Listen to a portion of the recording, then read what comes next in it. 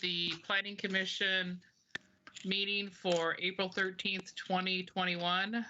We're going to have a roll call. Chair Simpson is here.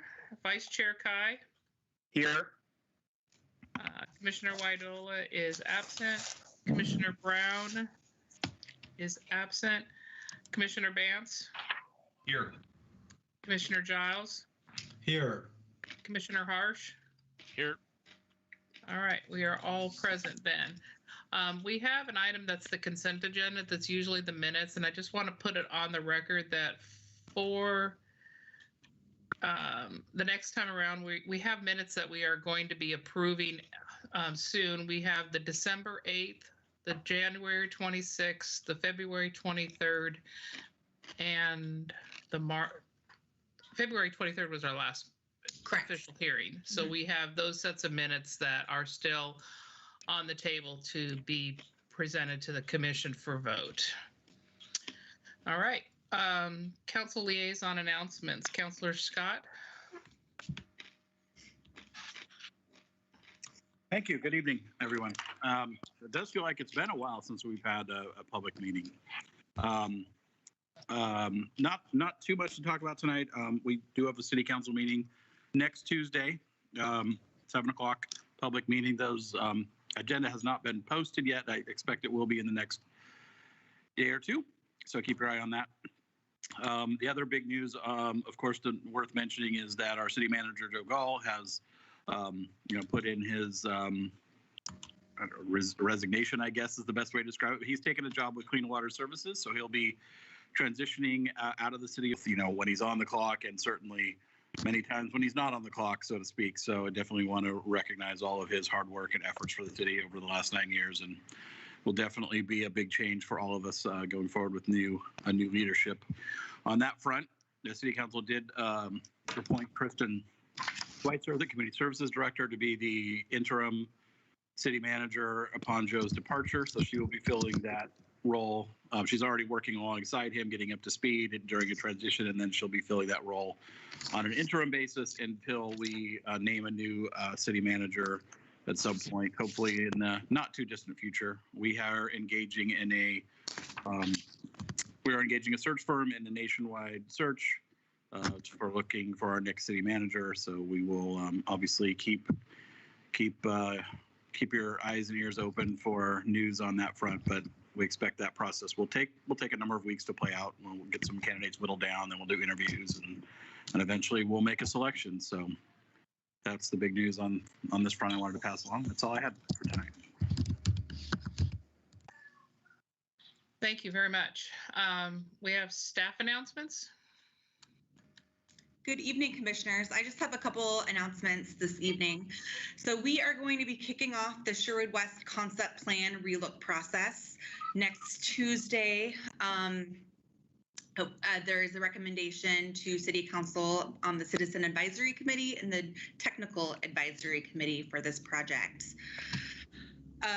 We also have a joint Planning Commission and City Council work session next Tuesday from 6 to 6:30 p.m. And it is on our last goals and policies for the comp plan, our healthy and valued ecosystem goals and policies that we're going to be reviewing this evening. And then your next Planning Commission meeting, which is on the 27th of this month, you'll be having a hearing on the urban renewal plan that we just went over in the work session. And that's it. Thank you. Have you sent the invite out for the April 20th joint work session? I have not. I need to get that invitation from IT, but as soon as I do, I will send it out. Okay, and then just for less confusion, we're going to be doing the joint work session on the item that we're discussing tonight is our revised, because I have quite a few. Yes. You're going to revise it before you put it in the council packet. Correct. The packet will go out tomorrow. Okay, thank you. All right, community comments. We have not received any community comments this evening. There is someone that's rattling something. If you could check to see if you're muted. That would, I'm not sure who's doing it, but I can't hear Erica, so. Community comments. I have not seen that we received any community comments.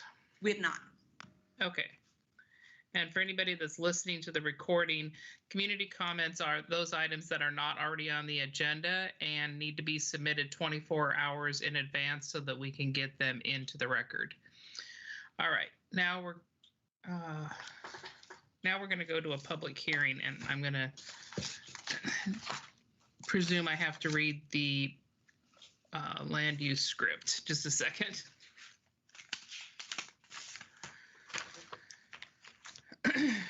So we have a public hearing this evening. The public hearing on case file LU 2020-17 PA Sherwood Parks and Recreation Master Plan is called to order. To maintain compliance with public meeting laws and pursuant to House Bill 4212, this meeting is being conducted electronically. The public notices for this meeting stated that citizen comments and testimony for this public hearing item had to be submitted in writing at least 24 hours in advance in order to be included in the record. This is a continuation of our previous hearing. So, and because it's legislative, some of the timings may not be exact, but the general order of operation, the public hearing this evening will be the staff will present the staff report and any questions by the hearing body for the staff.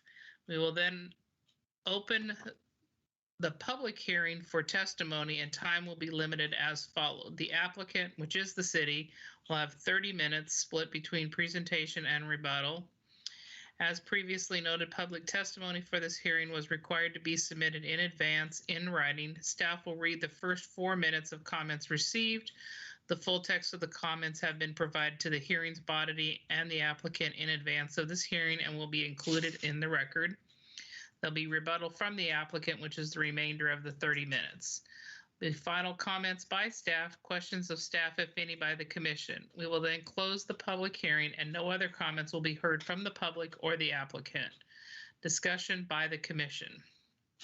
The role of the Planning Commission this evening will be to make a recommendation for final action to the City Council. And the City Council is the final decider on this matter. A decision may be made by the Planning Commission at the close of the hearing, or the matter may be continued to a time and date certain. If the matter is continued to a date certain, this will be the only notice of that date you receive. Please note, failure to raise an issue with enough detail to enable the Commission, the applicant, and the parties an opportunity to respond to the issue precludes an appeal to the City Council or Land Use Boards of Appeal on that issue.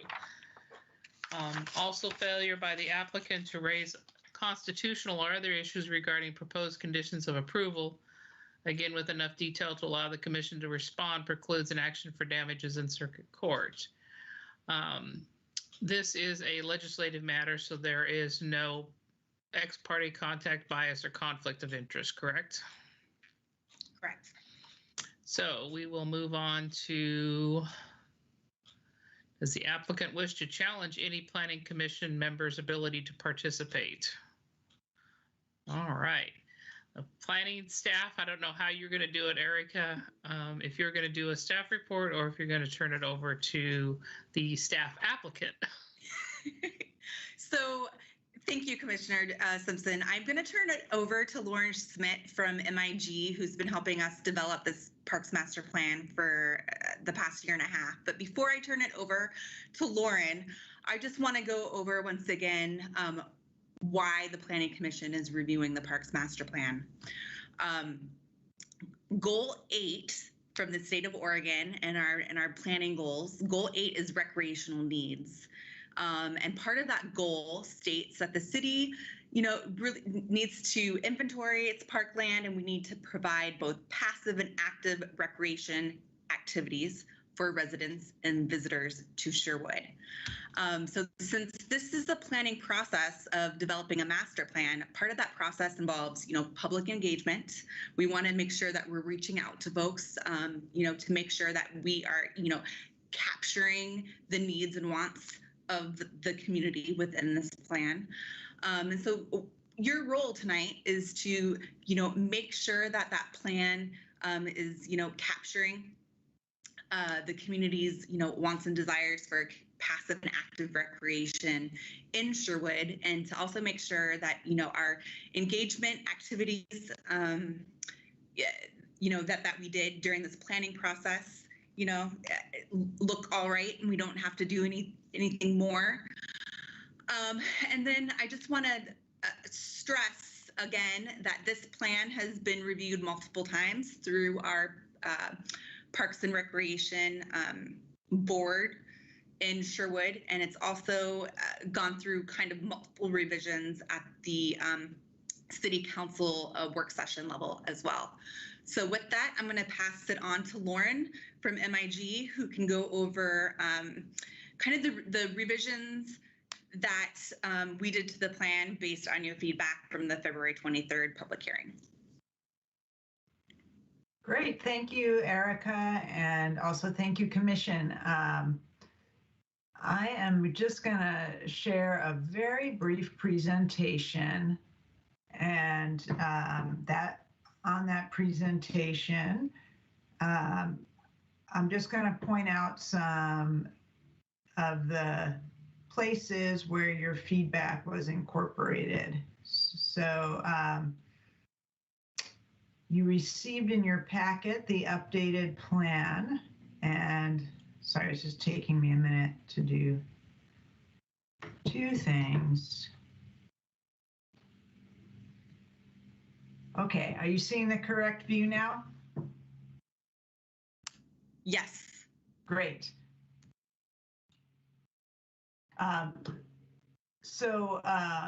You gave us a lot of really good feedback at the last meeting in February, and we took all of that and we updated the plan based on your feedback, and are bringing it back to you tonight.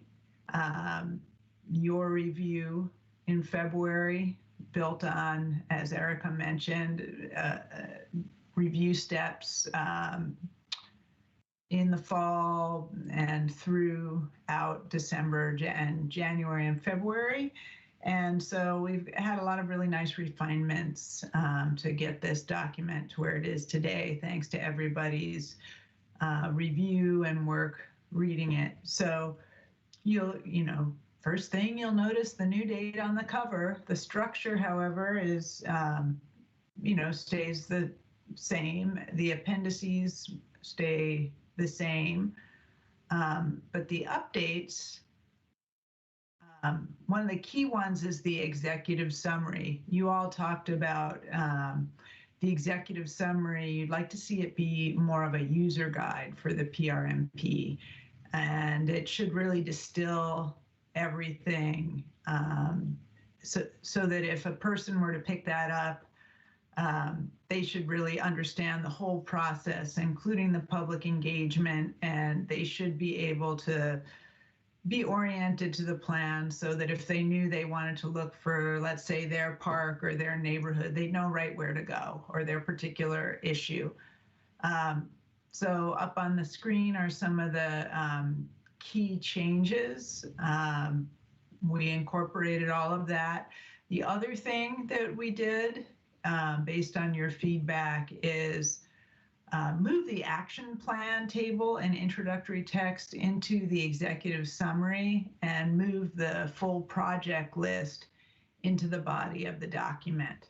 And so that also affected a later chapter in the document, which I'll get to in a moment.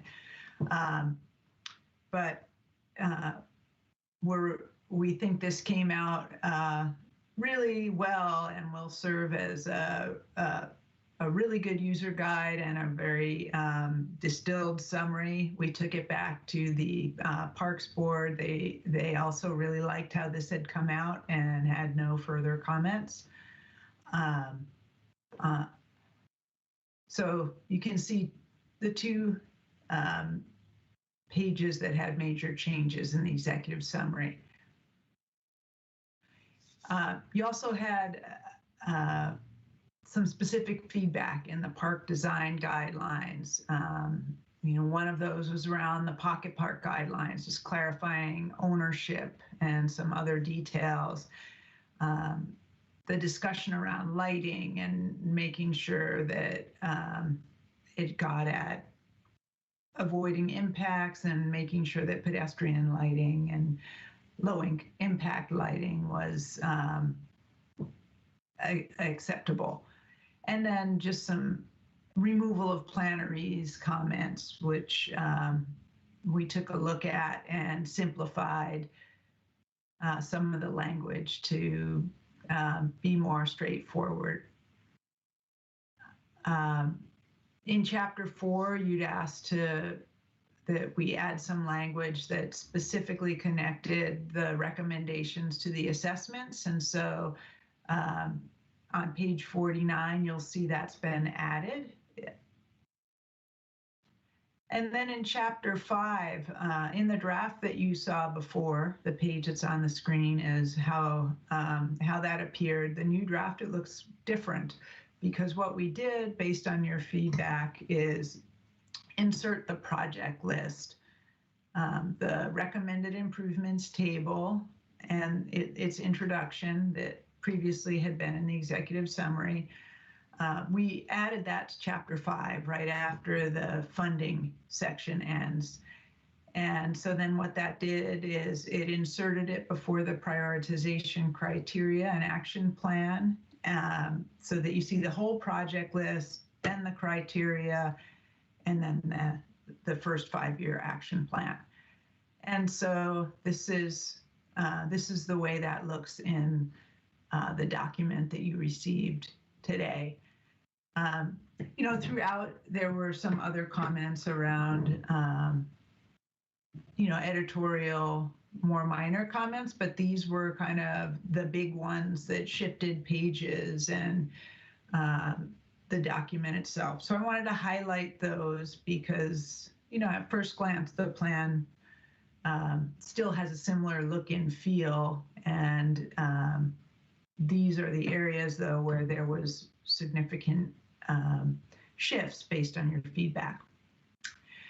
And so I will stop with that. I just wanted to give you a brief overview and turn it back to Erica. Thank you, Lauren. I also want to mention that the 10-minute walk map that is in the plan, we added some clarifying language to that map, identifying that in some areas, the walk may be longer than 10 minutes, due to street conditions, lack of sidewalks, connectivity between, cul-de-sacs and, the main local connector roads. That 10-minute walk map, is based on, GIS data. What goes into it is what, pops out. So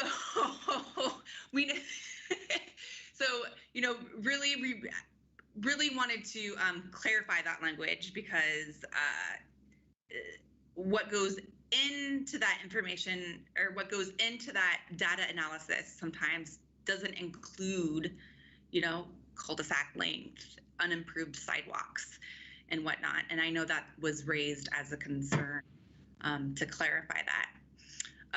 We also identified a fix on Appendix A that Commissioner Waidola had suggested. The language about Area 59 we cleaned up because it's been mostly developed. Mm-hmm.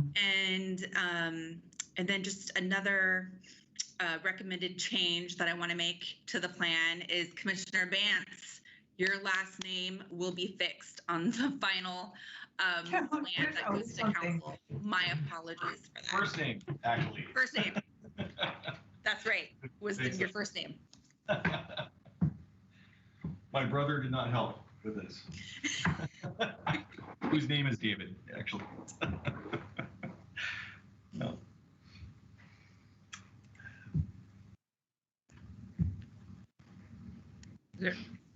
So I can answer any questions that Lauren and I can answer any questions that the commission may have tonight. Your comment on the 10-minute walk language, where exactly is that? And I'll remember to raise my hand next time, but I'm looking at page 41 of our packet, which is page 14 of the plan that says 10-minute walk analysis. And I'm not seeing where you say that.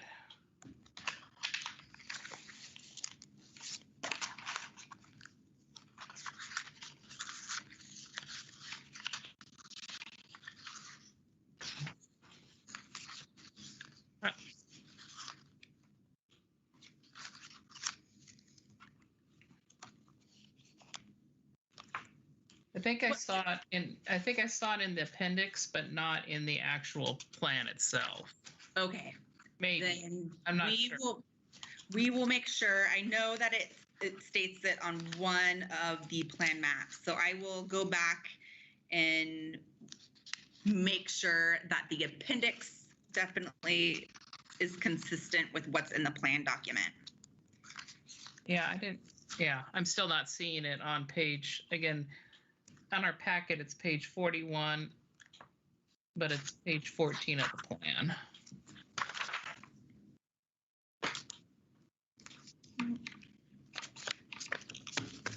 Erica, I suspect what happened there is the appendix maps are exported from GIS, and so they have the legend and everything on it. And so probably the note didn't get picked up, when it's imported as a graphic without the legend. So we'll have to come up with an alternative way to add that note in the body.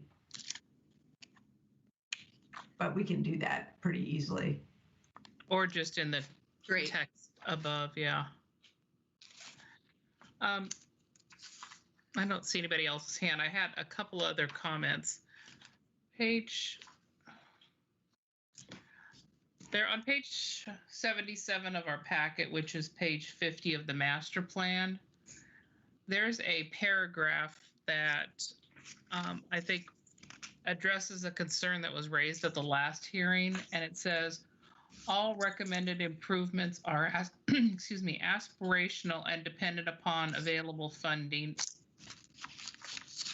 And I think that would be nice to incorporate that in the executive summary where we're talking about the plan projects. So I thought the language was going to be potential projects, not whatever it ended up being in the executive summary. So just clarification that not everything's going to happen. There was a lot of concern that once we put this out there, that is like a contract that we have to complete it.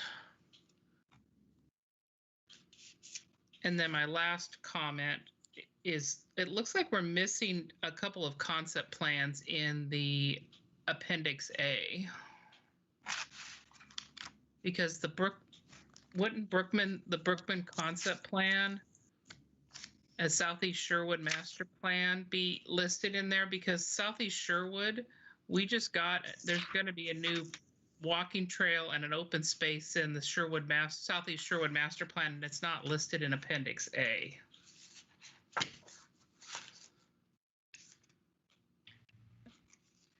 Did I miss a page?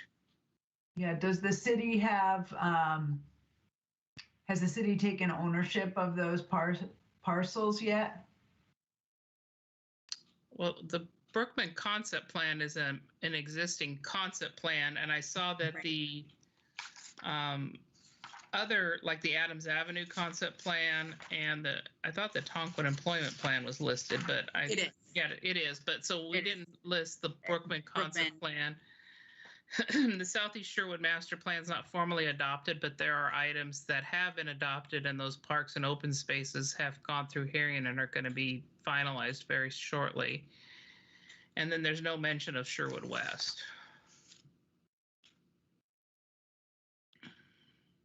I mean, in the Appendix A. Right. Obviously, it was addressed in the plan other places. Sorry. We can definitely add those items.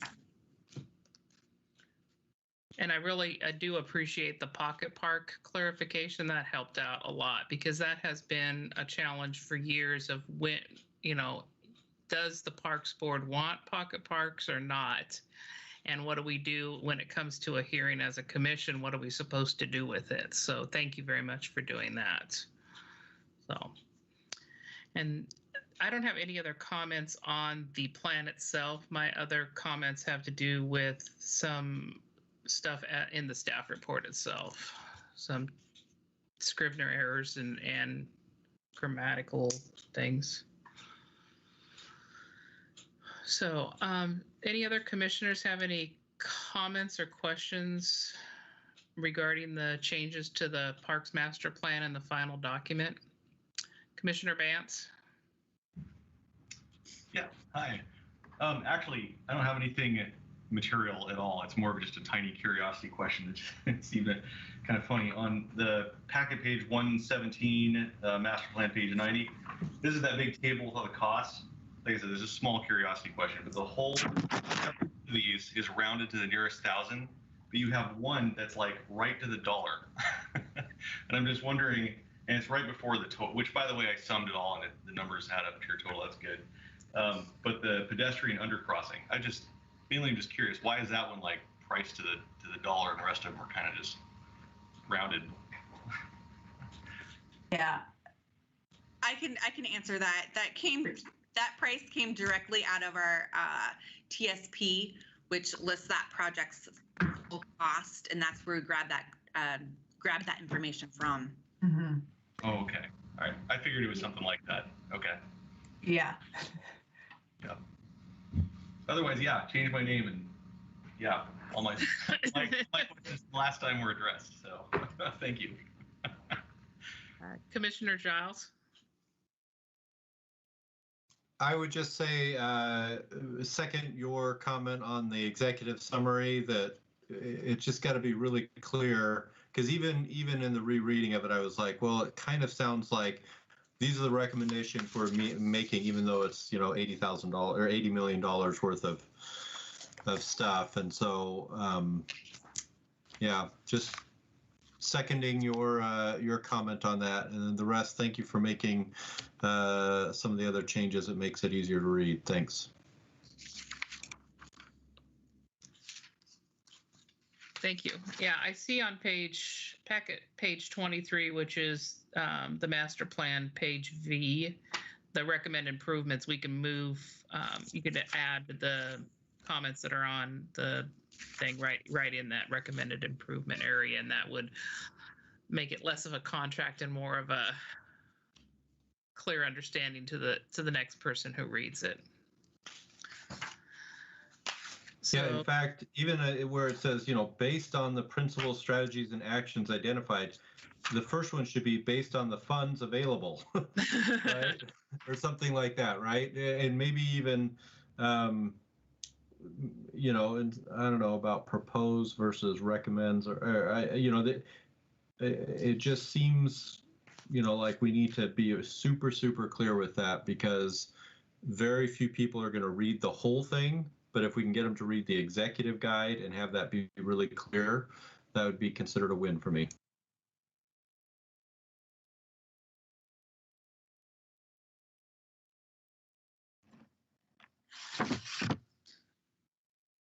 Yeah, even in that first paragraph on page II. Perfect. I don't see any other hands raised. You know what, Erica, the changes that I have are more Scrivener in nature on the staff report. They are, I'll just talk to you tomorrow about them. There, it does not substantially or materially change anything on this. Great. So if there's no other questions or comments, we could entertain a motion for this if the commission is so inclined to do that. I'm prepared to make a motion. Okay. Erica, Commissioner and just want to confirm again, we are we are recommending approval, forwarding this to City Council, correct? Yes. Is there no discussion phase after the applicant talk? That's kind of one of the normal Oh, yes. things. Well, I don't know if maybe we can skip it. I don't know. But we didn't have anybody. Oh, sorry, you're right. I missed my, whoops. My order of operations and even closing the hearing. Sorry. So we have no, for clarity, questions by the hearing body for the applicant / staff. If there are any more questions.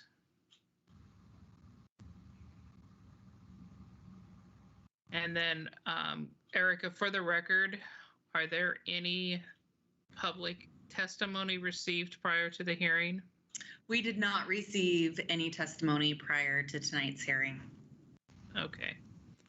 So the applicant and staff have an opportunity for rebuttal and any final comments. We have none. All right. So then, are there any questions of staff by the commission?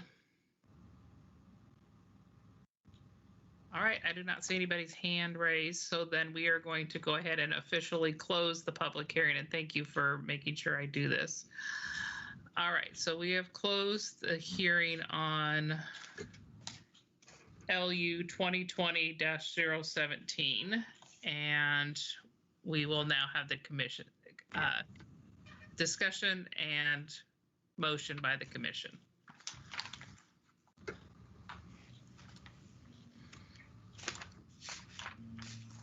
well, I like this round better than the last round. The last round was good too, but this one reorganized a lot of it the way we kind of had instructed. And one of my last time around, we talked a little bit about what was community involvement like, what's the distinction between the community involvement and some of the nuance that's in this final document. I remember Commissioner Giles, he made a comment, I think it was you, made a comment at one point about like, gosh, like Murdoch Park, moving the play structure like 100 feet to the north.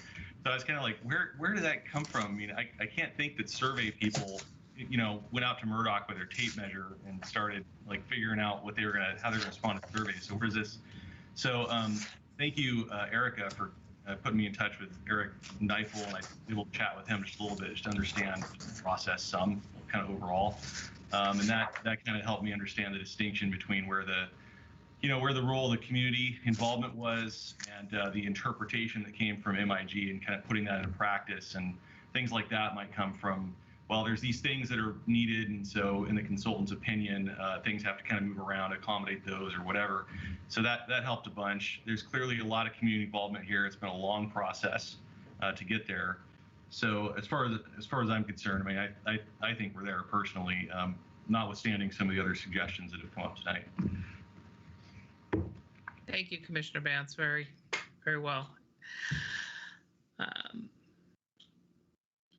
All right. Commissioner Kai, I believe if you have the script ready, I believe you said you were ready to make a motion. I am, and just want to confirm there's no additional modifications that we have at this time as the Planning Commission, correct? There were edits that we recommended to the Appendix A. Okay. And okay. yeah, there were a couple pages. Commissioner Vance's first name and the 10-minute walk map, and then a couple of minor edits on the executive summary. So just a few, but I'm just trying to think of how to include that in the motion then. Can we do it with changes or with proposed changes? Changes as presented? Yes. Yeah. Okay. I move the Sherwood Planning Commission forward a recommendation of approval to the City Council for Sherwood Parks and Recreation Master Plan, project number LU 2020-017 PA, based on the applicant testimony, public testimony received, and the analysis findings and conditions, and the staff report with the modifications as presented in tonight's hearing. Second. I second the motion. All right. It's been moved and seconded twice. So is there any further discussion on the motion? All right, we'll take a roll call vote. It has been moved that we recommend approval to the City Council on LU 2020-17 PA Sherwood Parks and Recreation Master Plan as recommended with changes presented at this evening's hearing. There we go. Vice Chair Kai. Aye. Commissioner Bance. Aye. Commissioner Giles. Yes. Commissioner Harsh. Aye. And Chair Simpson, yes. So it is approved unanimously and will be recommended to council or moved on to the council hearing. Thank you very much, Lauren. That was beautiful, absolutely wonderful. So, all right, we are moving on to our next agenda item. Thank you all. And thanks for the great feedback. All right, early Thank you, evening Lauren. tonight. Have a good night. All right, so our next agenda item is the review and discussion of the comprehensive plan, goals, and policy on our healthy and valued ecosystem block. And Erica, I know you're going to get ready to do a presentation on what was sent out to the commission, but I have a lot of notes for items that came up at the CAC that are not in the last packet that we got, and I apologize for not reading.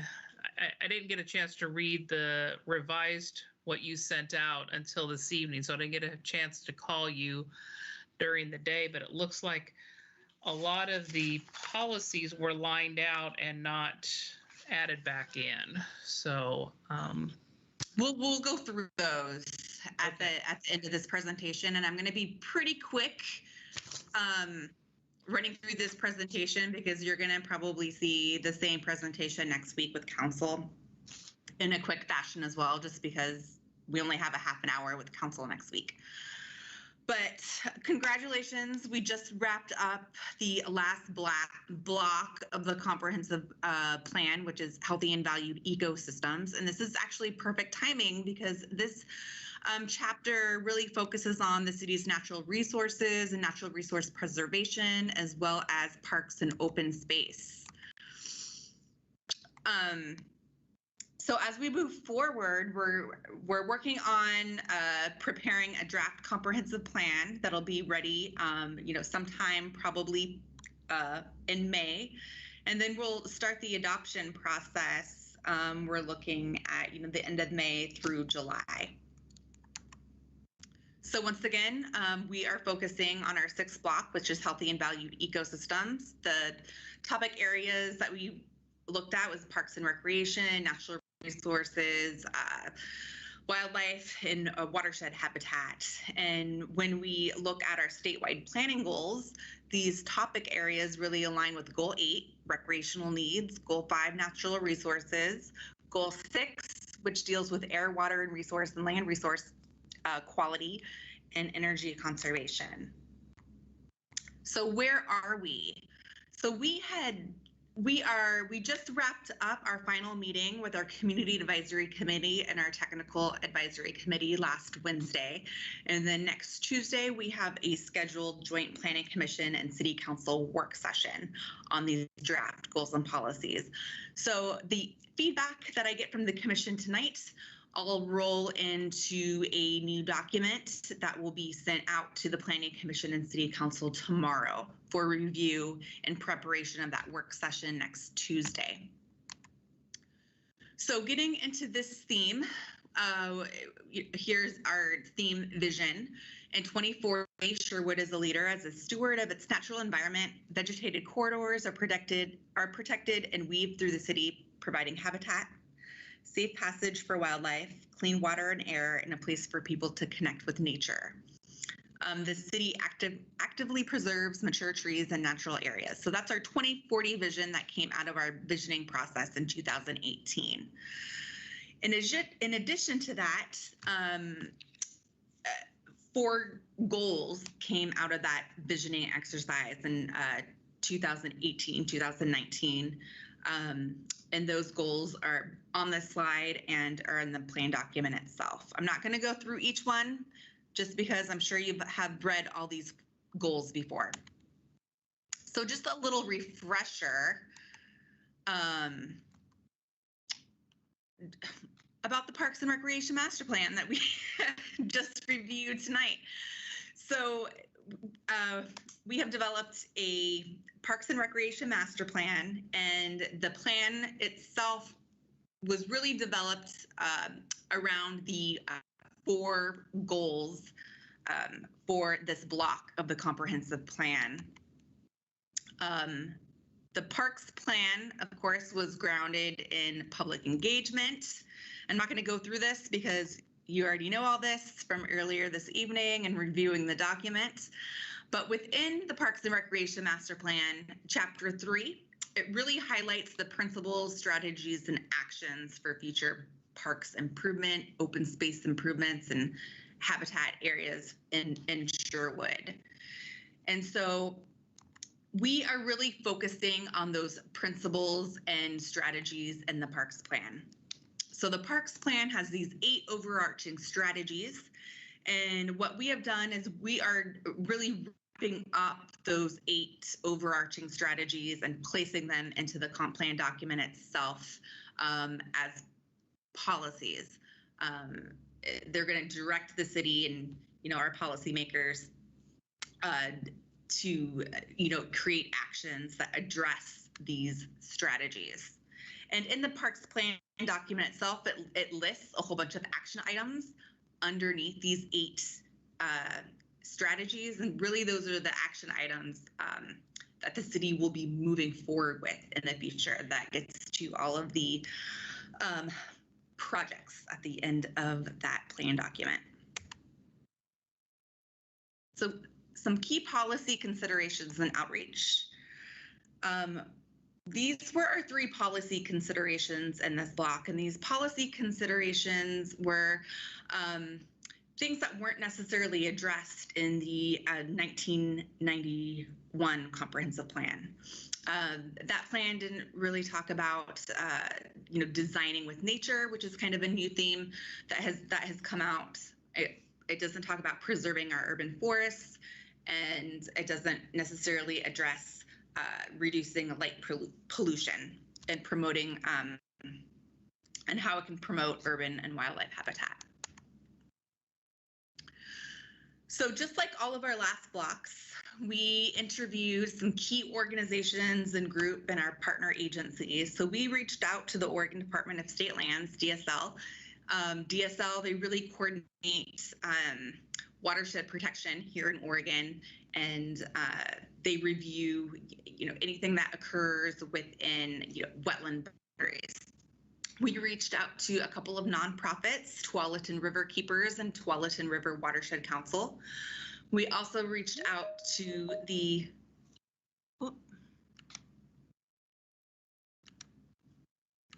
sorry, I just wanted to let Councilor Scott into the room here.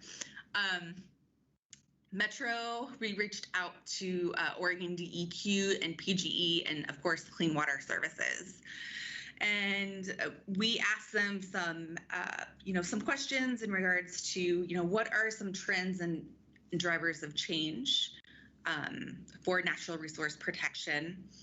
What are some opportunities and challenges they see within this comp plan block? And then kind of what are some best practices that they are aware of regarding natural resources and environmental quality or habitat protection? So some of the things that came out of that interview process, we heard that the city, we should really be focusing on updating some of our natural resource maps.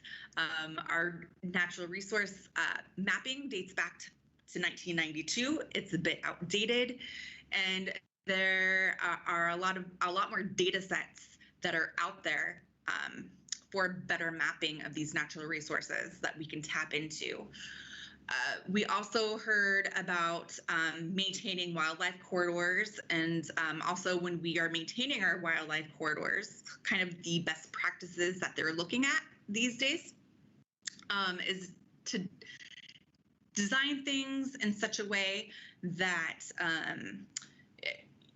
humans are close to nature, but we're not necessarily in it per se. So when it comes to trails, maybe building the trail on the edge of the habitat and not having the trail actually going through the habitat that could disturb, wildlife.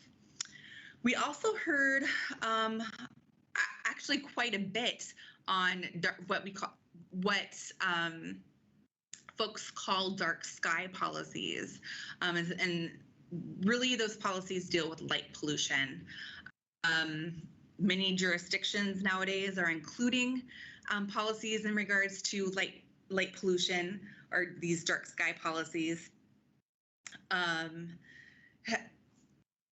because as we know, lighting can affect wildlife and birds, and lighting also affects humans as well in the evening. So we reached out to PGE and got some information from them in regards to best practices. We reached out to DEQ, talked about brownfield cleanup. As you know, the city, we've been actively coordinating with DEQ on cleanups in Sherwood on contaminated sites. And then we heard some best practices about stormwater and neighborhood design in areas such as North Bethany and River Terrace that have been good in connecting stormwater and natural feature preservation. So how did we come up with these policies? Here are our inputs. So we have the overarching strategies in the parks plan. We have the current comprehensive plan policies. We have our interviews that we've done with our local agencies and partners. And then we really redeveloped or revised our comp plan policies from there. And of course, our vision played a part in that as well. So kind of these three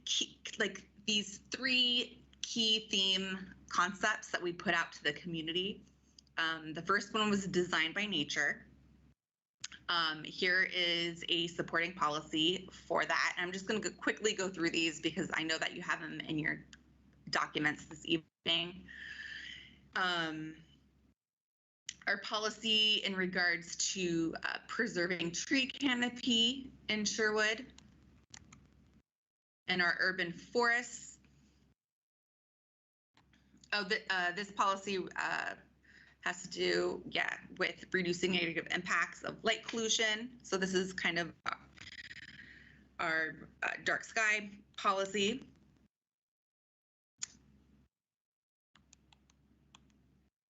I'm going to skip that slide really quick. So we took those themes and we sent them out to the community in a survey to get feedback. Do people support these themes that weren't in our last comprehensive plan? And this survey was available in early to mid-March. We received about 155 responses. Most respondents supported all three policy concepts. And of course, folks really supported the idea of preserving natural spaces and ecosystems throughout Sherwood. And they felt that, Sherwood, in order to maintain our character, we need, and our small town feel, we need to have easy access to nature and to our park system. So this slide right here just shows the respondents are the answers that we received. So as you can see, with all those with those three policy concepts, more than 88% of the folks liked those policy concepts that were drafted and provided.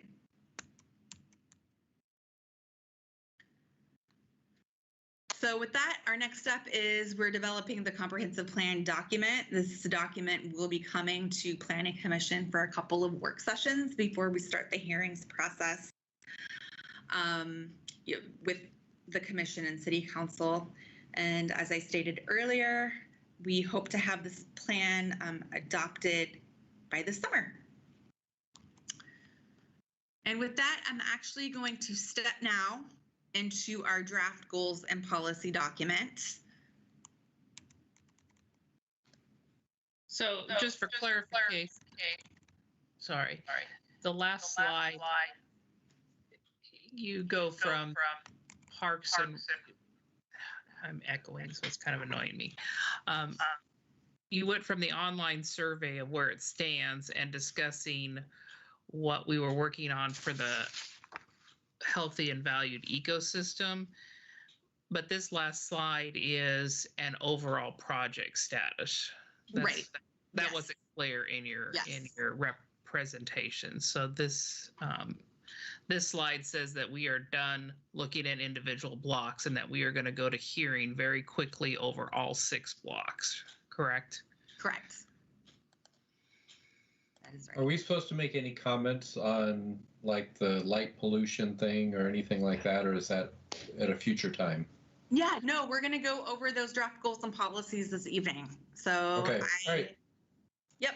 So based on the feedback that we received from our Community Advisory Committee and our Technical Advisory Committee last Wednesday, we revised the plan document and we sent it out to Planning Commission last Friday and updated the packet. Can you see these, what I have on the screen? I can't tell.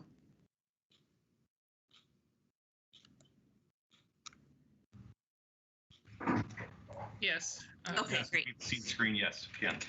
Yes, Great. it's So these draft goals and policies are what you have this evening, and hopefully you looked over them over the past couple of days. And we highlighted here, kind of color-coded where these goals and policies came from. So the policies that are highlighted in blue, those are newer revised policy concepts. The policies that are outlined in yellow came from the Parks and Recreation Master Plan.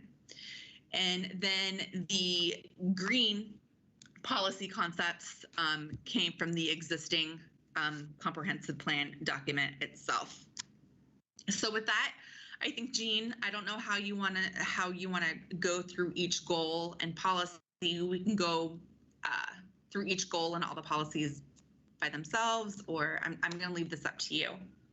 I think if we have goal 1 up on the screen and there's 5 policies underneath it. And my only comment, I had 2 comments that were left over from the CAC meeting that aren't represented on here. Policy 1.4, it should be pursue funding, blah, blah, blah, through private donations, comma, environmental groups. We can add that. I know that I added it to a policy below, and I don't know the policy number, but we can definitely add that to policy 1.4. Yeah, and then also in the goal 1, there was a comment about working with neighboring communities. There were 2 parts to it. One was working with them for the economic drivers. That would include connected trails, green spaces, and wildlife corridors. Because we're talking about funding strategies, funding source, land acquisitions. I don't know if that would be the best place for it, but work with neighboring communities. Yeah, so let me just scroll down here to policy 2.5 and let me just see if this gets to what you're getting at. So in policy 2.5 here, we have expand the trail system regionally by connecting to trails from neighborhood communities, creating regional connectivity and collaboration from local partners, like the cities of Newburgh, Tualatin, Tigard, King City, Wilsonville, and Washington County. Okay. And then we say collaborative funding should be considered. Yes, okay. We can move that policy to under it is. 1. That's okay. My printer, I had to print this out, so my ink is not super well either, so this is fine. Okay. So if we go back up to policy 1, does any other commissioners have any comments or ideas about the goal 1, develop a funding strategy, or any of the policies that are underneath it? I don't see anybody's hand raised. So let's go on to goal 2. And what came up at the meeting was that neither one of these goals has the word park in it. And so there was a question about where parks fit into, whether it's goal 2 or goal 3. Right. And so this is kind of one of those parking lot issues that we're going to bring back to the commission as you relook at this document as a whole. These goals came out of the visioning work that was done in 2018, 2019.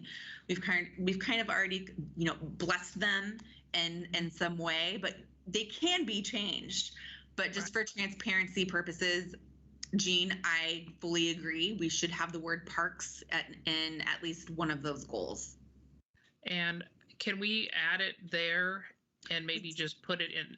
I would say goal 2, because that's where we provide all the park within 10-minute walk, etc.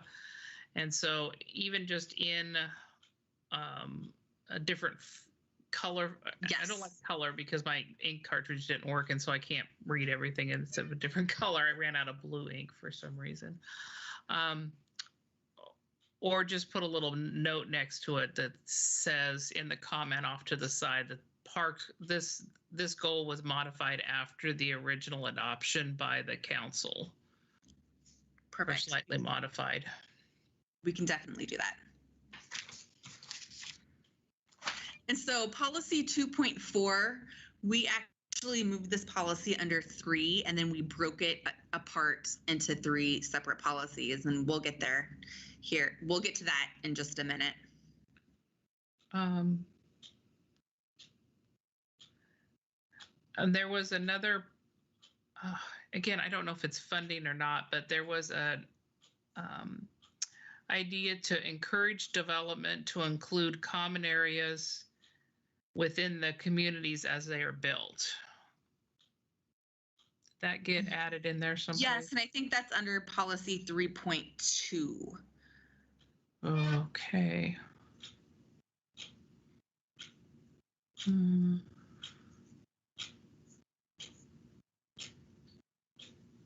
I don't see that being and encouraging development to include common areas within their communities as they are built. Okay. And that goes into our next item, which is cottage clusters and triplex, quads, multifamily, is to encourage or incentivize. That came out of the CAC directly, was to carrot stick approach, incentivize or provide developers an incentive to build something within it while they're building the buildings themselves. So Jean, we do have a policy, it's a new policy 4.1 that talks to that, provide incentives and flexibility to the development community for the preservation of resources that are above and beyond code requirements. Okay, there you go. Perfect. Thank you.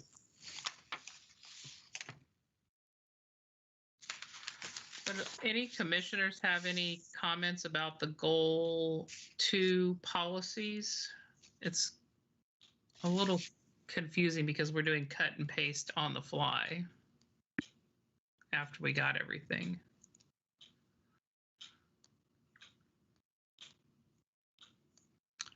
So I don't see any hands raised, so we can go on to goal 3. In policy 1, the CAC asked that the word state of the art be either changed or modified or added to functional. They wanted the word functional as important as state of the art. They were concerned about that if we were always pushing state of the art, we weren't.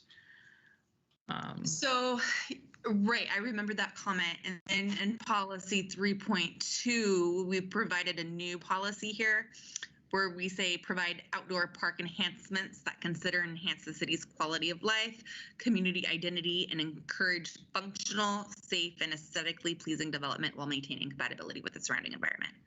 So we try to get to the functionality of the outdoor park enhancements. I think that I remembered our CAC member, Jeff Roberts, talking about, should we be putting in, like smaller park enhancements that really improve the functionality of parks that, create gathering spaces for people at a smaller level than, state-of-the-art facilities. And one of the comments from the Parks Board, I forget, I think it was Brian Ammons from Brian from the Parks Board. Sorry, I forget his last name off the top of my head. When talking about policy 3.1, this came straight from the Parks Plan document itself, and really they were talking about bigger facilities. Okay, for so state of the art. So this is kind of the compromise, and then you'll have, like we have every place else in our comprehensive plan, conflicting policies where someone has an opportunity to look to the plan to find some way to make something work. I think is the way I want to say that, is that you can either do state of the art or you can go old school and get something that's functional and maybe a quick win versus a large monumental project. Right. Got it. All right. So that phrase "state of the art" comes from the Parks Plan. Is that what I heard? It does. Okay. That's their F, right? Mm-hmm. And the next one deals with just outdoor, where that one's indoor and outdoor. Yeah, I was going to suggest if you have a problem with the wording, change that to meaningful. Instead of state of the art, provide meaningful indoor. But if it comes in the Parks Plan, that's fine. Perfect. Mm-hmm. All right. Any other comments on policy under goal 3? All right, this could be fast. There's a lot of policies under number 4. Is this like the largest group of policies under any comp plan goal? No, I think our economic development chapter and some I think our economic development block has a lot of policies under certain goals. Excellent. So under policy 4.1, the addition of education. Yes.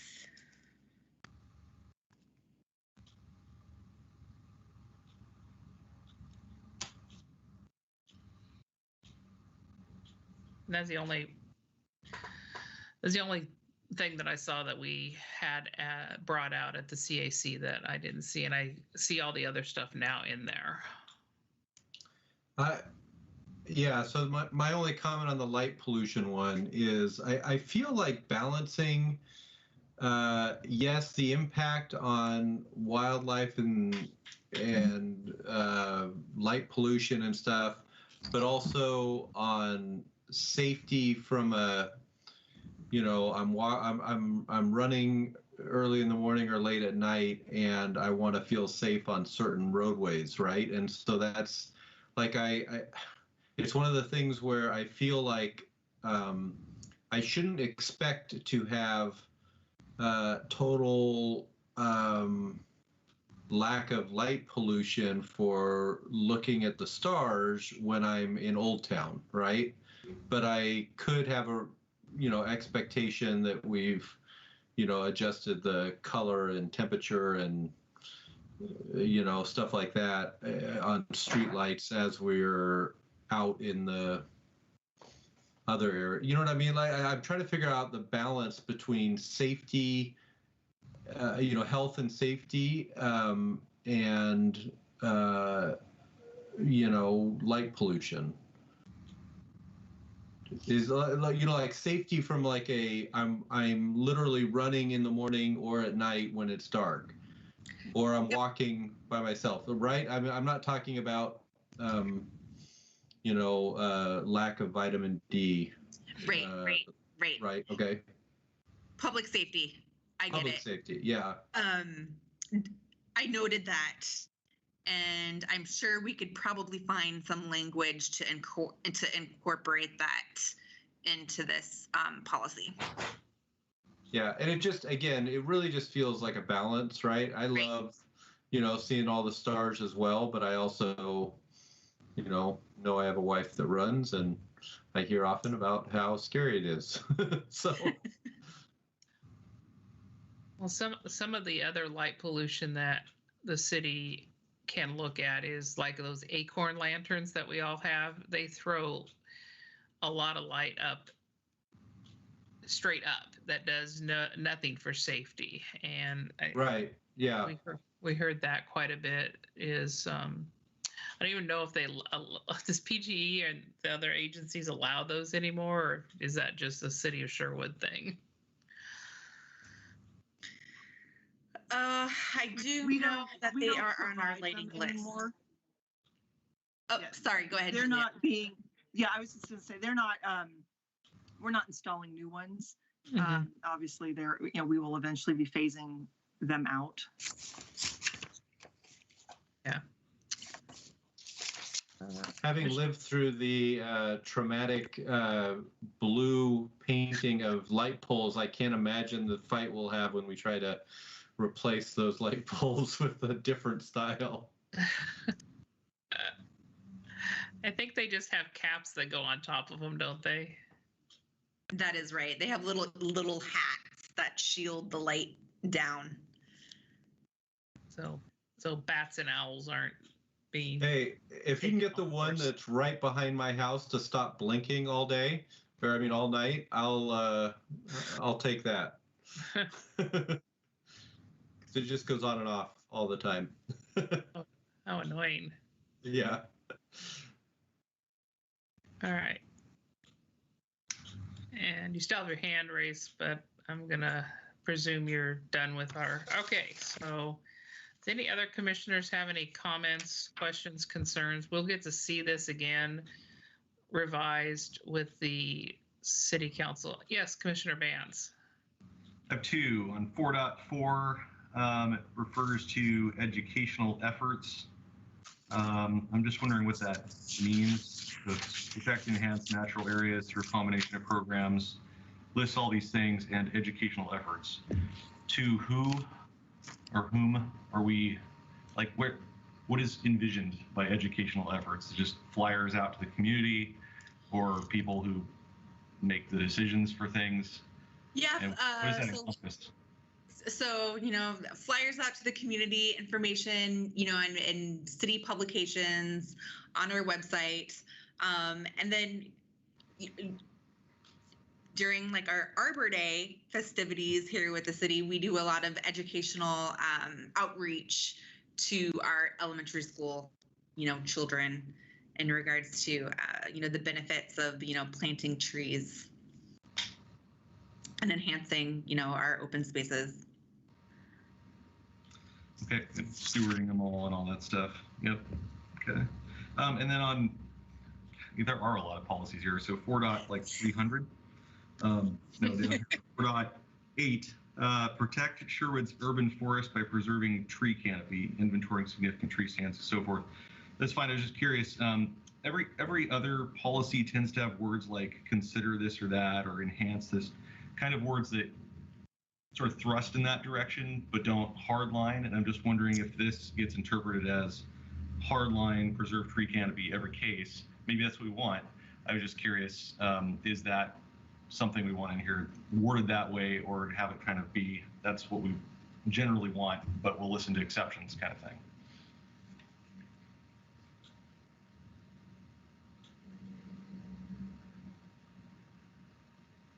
Commissioners, what do you think? I think the protection of our tree canopy is within our code currently. It's already a code item. I see. Okay. But I hear what you're saying. Provide.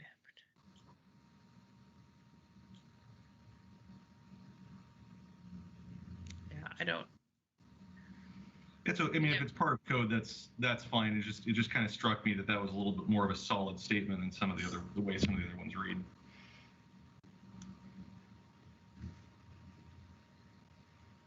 Yeah, that has been, because Sherwood is a tree city, USA, we have had that as an ongoing policy and something that the council votes on annually. So yeah, who doesn't like trees? Yeah. Oh, don't talk to my husband about the tree he has to mow under in our yard, though. So I have a short apple tree he has to try and get underneath it. It just strikes me that in the right circumstances, there's exceptions to most things. You know, that's all. You know, even if this is the strong desire. So, but if it's already code, then that's pretty hard to. You know, there wouldn't be much wiggle room for even us as a planning commission to waive that if something came through or whatever, right? So we do have exceptions in our code when it comes to, replacement of trees. If the trees, if they can't be replaced in a certain area, due to, utility placements, or other circumstances. So there is some flexibility in our code. We're not saying, protect all in everything. You must. But I think what this policy is getting at is that we should be looking at, just protecting our overall, tree canopy and making sure that, over time, we're not losing our canopy coverage. That's Any fine. significant canopy coverage. I think 4.4 has the same language: protect and enhance natural areas. It's okay. Yep.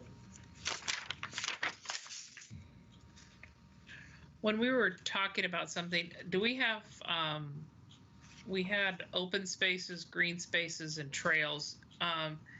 But when you were going through your presentation, you talked about wildlife corridors. Do we have those listed? And I don't need to stop and look at everything, but maybe before the council meeting, just check to see if the wildlife corridors, because that came out of your educational interviews, that wildlife corridors are important to, and I just want to make sure that that phrase is in goal 2 or 3. Perfect. Cool. Any other comments? I don't see any other hands raised. Do you need anything else from us, Miss Erica? No, I think we're good. I think we can move on to our final agenda item, which is residential design standard update on cottage clusters and the open house. Well, that would be me. Hi, Hi, so let me share my screen with you guys. Let's see here. Can you guys see that? Residential design? Yes, excellent. Okay. Well, good evening, everyone. Joy Chang, Senior Planner with the Planning Division. The last time we spoke, March of 23rd, the commission requested additional information on the very specific item tied to cottage cluster housing.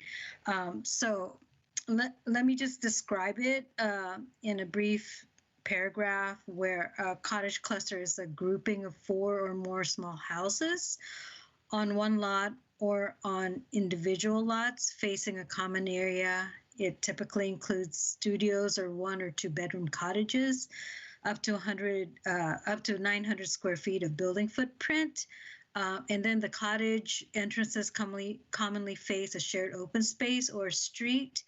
And each unit might have its own parking area or garage, or parking may be shared in an area. So let me just start my presentation for where we left off last time. The direction that we received last month, at least you provided us guidelines or guidance in regards to cottage clusters, common buildings should not be treated as accessory structures. So we're going to evaluate those as far as how should we treat them, since they're not going to be under accessory structures, and they could possibly meet the same design standards as the actual cottage itself, or create a different set for the common building. But that is still work that we will continue on.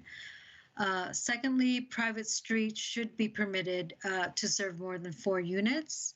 So that is something that we will move forward, and we will definitely make sure that the city engineer is on board with that, and also Tualatin Valley Fire and Rescue, just because of safety. Following that, again, you requested additional information on cottage cluster housing, which I did provide within the memo. And the next slide kind of talks about the table that I provided. And what I did was I took what is existing in regards from the city of Tigard, Washington County. Their North Bethany sub-area allows for cottage clustering. City of Bend also allows it. Oregon Metro has also a model code, along with the state model code that is from the House Bill 2001. I also listed, as you can see, City of Sherwood proposal that we're discussing today, and also the project that all of you guys were interested in on how does it compare to City of Sherwood Arbor Terrace PUD, which is adjacent or close to Target.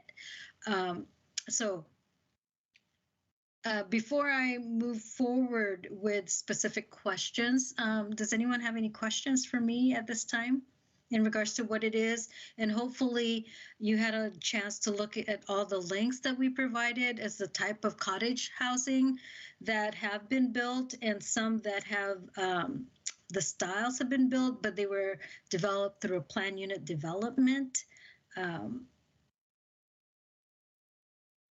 And for some odd reason, I can't see anyone. And I think it's just because I have my projection, or I'm showing you my screen, so I don't see any hands up or anything. Erica?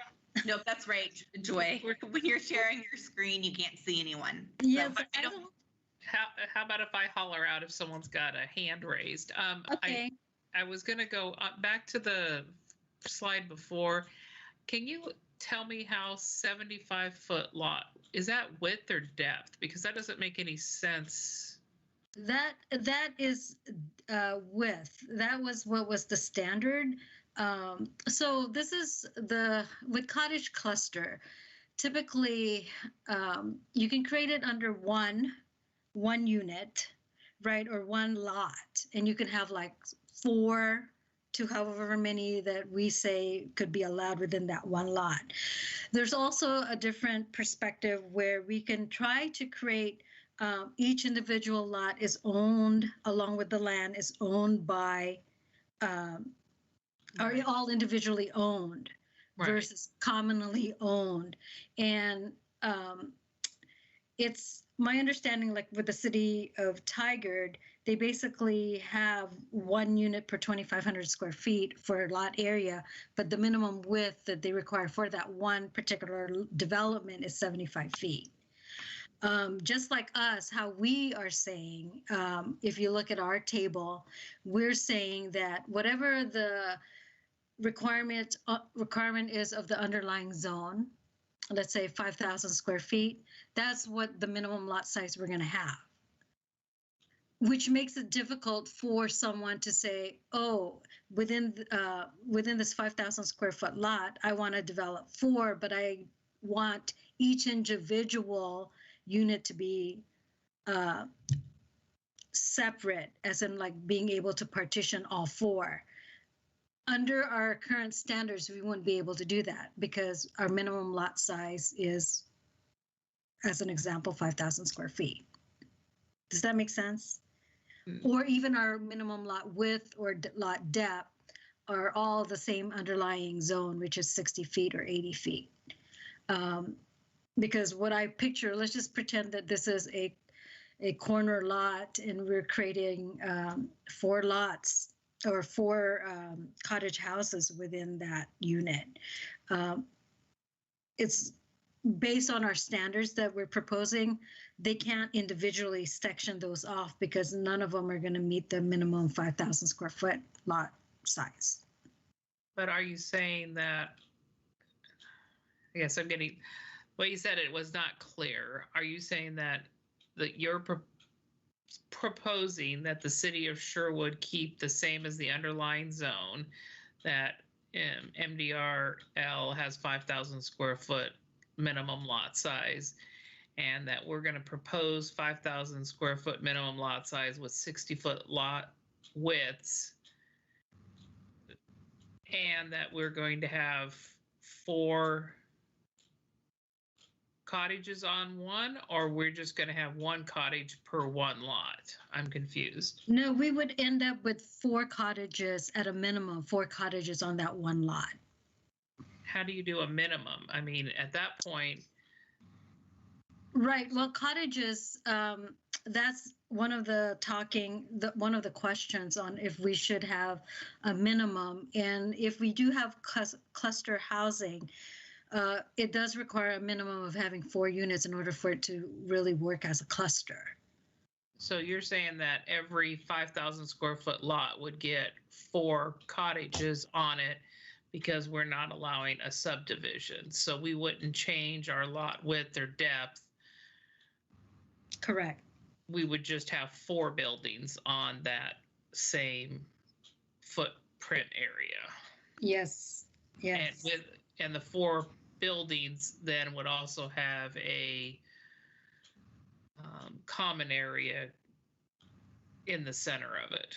Typically, yes. Okay. All right. Yeah, so Interesting. Joy, so is there an issue then with that running into physical limitations? I mean, if the minimum lot size is 5,000 square feet, yet they need to build 4 units of a minimum square footage, is there, I mean, is there just, you know, kind of a physical impossibility with those parameters? Do we need to require like a larger lot size to accommodate minimum 4 units? So that's going to be one of the next top conversations that we're having in regards to the size of the buildings themselves. If you look here, as far as structure size, the model code basically says the footprint of the building can be 900 square feet. Right. But as far as the House bill says, it can be 900 square feet as far as the footprint of the building. But the model code says you can have an average of 1,400 square feet, including the community building in the calculations. So meaning the first floor would be 900 and the top floor could be an additional 600? 500. 5? Oh, sorry, I'm not adding correctly today. So an additional 500 for like a second story aspect of it. And so if you think about that aspect of it, how many buildings can you fit in a 5,000 square foot lot? And but probably that's the minimum. So the lot could be bigger. Right. The lot could definitely be bigger, so that's one of the questions that I have is how many units are we willing to consider? And everything that I've looked at in regards to, from Tiger to the county to City of Bend, even the Metro Code itself, they range from 4 to 12 units that they would allow within that one tax lot. It just, to me, it just doesn't seem plausible to allow 4 units on such a small lot. It seems like the minimum lot size for the cluster needs to be a larger lot. So Justin, that's a great point. So remember, 5,000 is the minimum. If it doesn't work, the lot is going to have to be bigger in order to provide. Yeah. Because it still has to meet setbacks and different open space requirements. Right. Yeah, and a developer will know that, if he wants to build 4 units with all of the other requirements, he's probably not going to be looking at a 5,000 square foot lot. That's what I would imagine. Yeah. And then there's you're talking the footprint alone of 4 units is 3,600 square feet out of 5,000 be next to impossible to meet all the other requirements, and that's if you had a perfectly flat square piece of land. So it seems unlikely. Although, I think we talked about this last time in our work session, but I know it's here again. The language around average 1,400 square foot just seems weird to me. I mean, that's gonna, if the average is 1,400 square feet, you're driving some units potentially much larger than that. It's just weird language. I don't want anything to do with it. It seems like it's poorly written and thought of. So I think we kind of discussed this at length in our work session, so I don't want to beat that drum, but I don't like it. So Doug, then we would have to go with what, like a minimum square footage or a maximum, like just a range? I mean, I think that's what we talked about, a range before, right? Of there being a minimum and a maximum, but setting an average just feels very, very weird in this whole thing. I agree with you. Washington County has a 1,000 square foot floor area and a maximum 1,500 square foot. And that way it's clear and defined, and that way you're not having to. Yeah, that language is much more sensible to me. Now, whatever, discuss the numbers, but the framework is clear and unambiguous.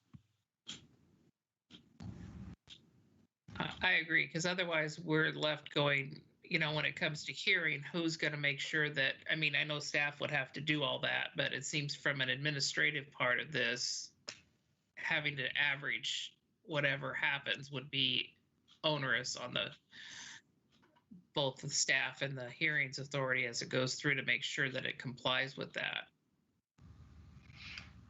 Would that eliminate the possibility of the community building, though, without allowing for an average?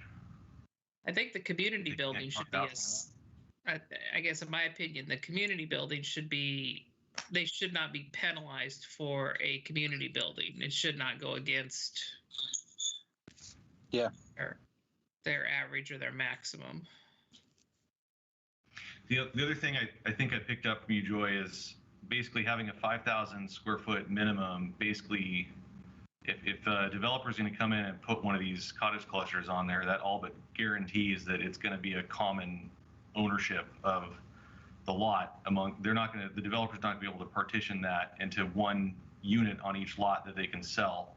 So whoever comes and buys these things, I guess, is just buying the house plus common ownership in the rest of the development, and that's the way we're pretty much guaranteeing that, unless we allow for smaller lots. Exactly. Then they might be able to buy individual lots with their little house on it, and there you go. Right. So setting 5,000, we're limiting that. Yeah, right. And the other part of that is if you're doing 5,000 square foot lots, not only do you not have home ownership without, like what you're saying, smaller lots, you may be pushing people towards fourplexes instead of cottages. And as a community, we might want to look at what would fit in more within our community, smaller cottage lots that with individual home ownership or multifamily triplexes and quads? So as far as the home ownership aspect of it, typically the way that if we don't, create a structure where we can minimize the lot area as far as lot size, the way that these have been implemented as far as ownership is by them being condominiumized. So each unit is individually owned, but the land itself is commonly owned among all of the property owners, along just like the open space would be commonly owned. But that would be the only, at this time, that is the only way for someone to be able to own versus if they wanted to, would be through the condominiumizing of that whole development. Each unit would be in its own with common ownership as far as the land. Understood. Commissioner Guy? Yeah, just had a question about the common building. So would each lot with minimum 4 units each have a common building on it, or would a common building be for multiple lots with multiple units on each lot? So a common building is typically one building that serves everyone, all the units. It's usually like a community room where you can rent it out, so that you can hold a party, just because the units are fairly small. The other two is I've heard other community buildings where they create a living space so that they can rent out that living space if, let's say, your parents come or grandparents come, but they won't have space for you, or you won't have space for them in regards to your small unit. They're willing to rent that space from the community room. So it is for the benefit of the entire community. So it's not per unit. Does that make sense? Yeah, so it would be its own structure, probably on its own lot that serves multiple lots or substantially more units than what sit on a single lot. So yeah, it would be commonly owned, just like the open space that everyone fronts on. They would commonly own this community structure. So does our is the proposed code, we have question marks, so minimum open space and minimum structure I don't see. Yeah, so these are the things that's why we're here discussing, as far as, all right, so like the very first thing, let me just move my cursor, do we want to do anything different in regards to lot sizing? I mean, the simplest way for us to view this is only require what's required based on the zone, the underlying zone, or else we do have to create a structure where we can have fee simple units, which makes it more difficult because we're going to be having to partition or subdivide all those individual lots, and how small is too small. And we would have to talk about minimum lot size, width, and depth. But definitely setbacks are pretty standard. Every place that I've seen, front setback and side setbacks are 10 feet to 5 feet, and that's typical in regards to what we're asking or what we require now. Then the structure, as far as the size, I did hear from the commission tonight that you do want a range where it's not, you don't want averaging, you want a minimum and a maximum. And that the community building itself should not be counted towards that. Should we just use Washington County's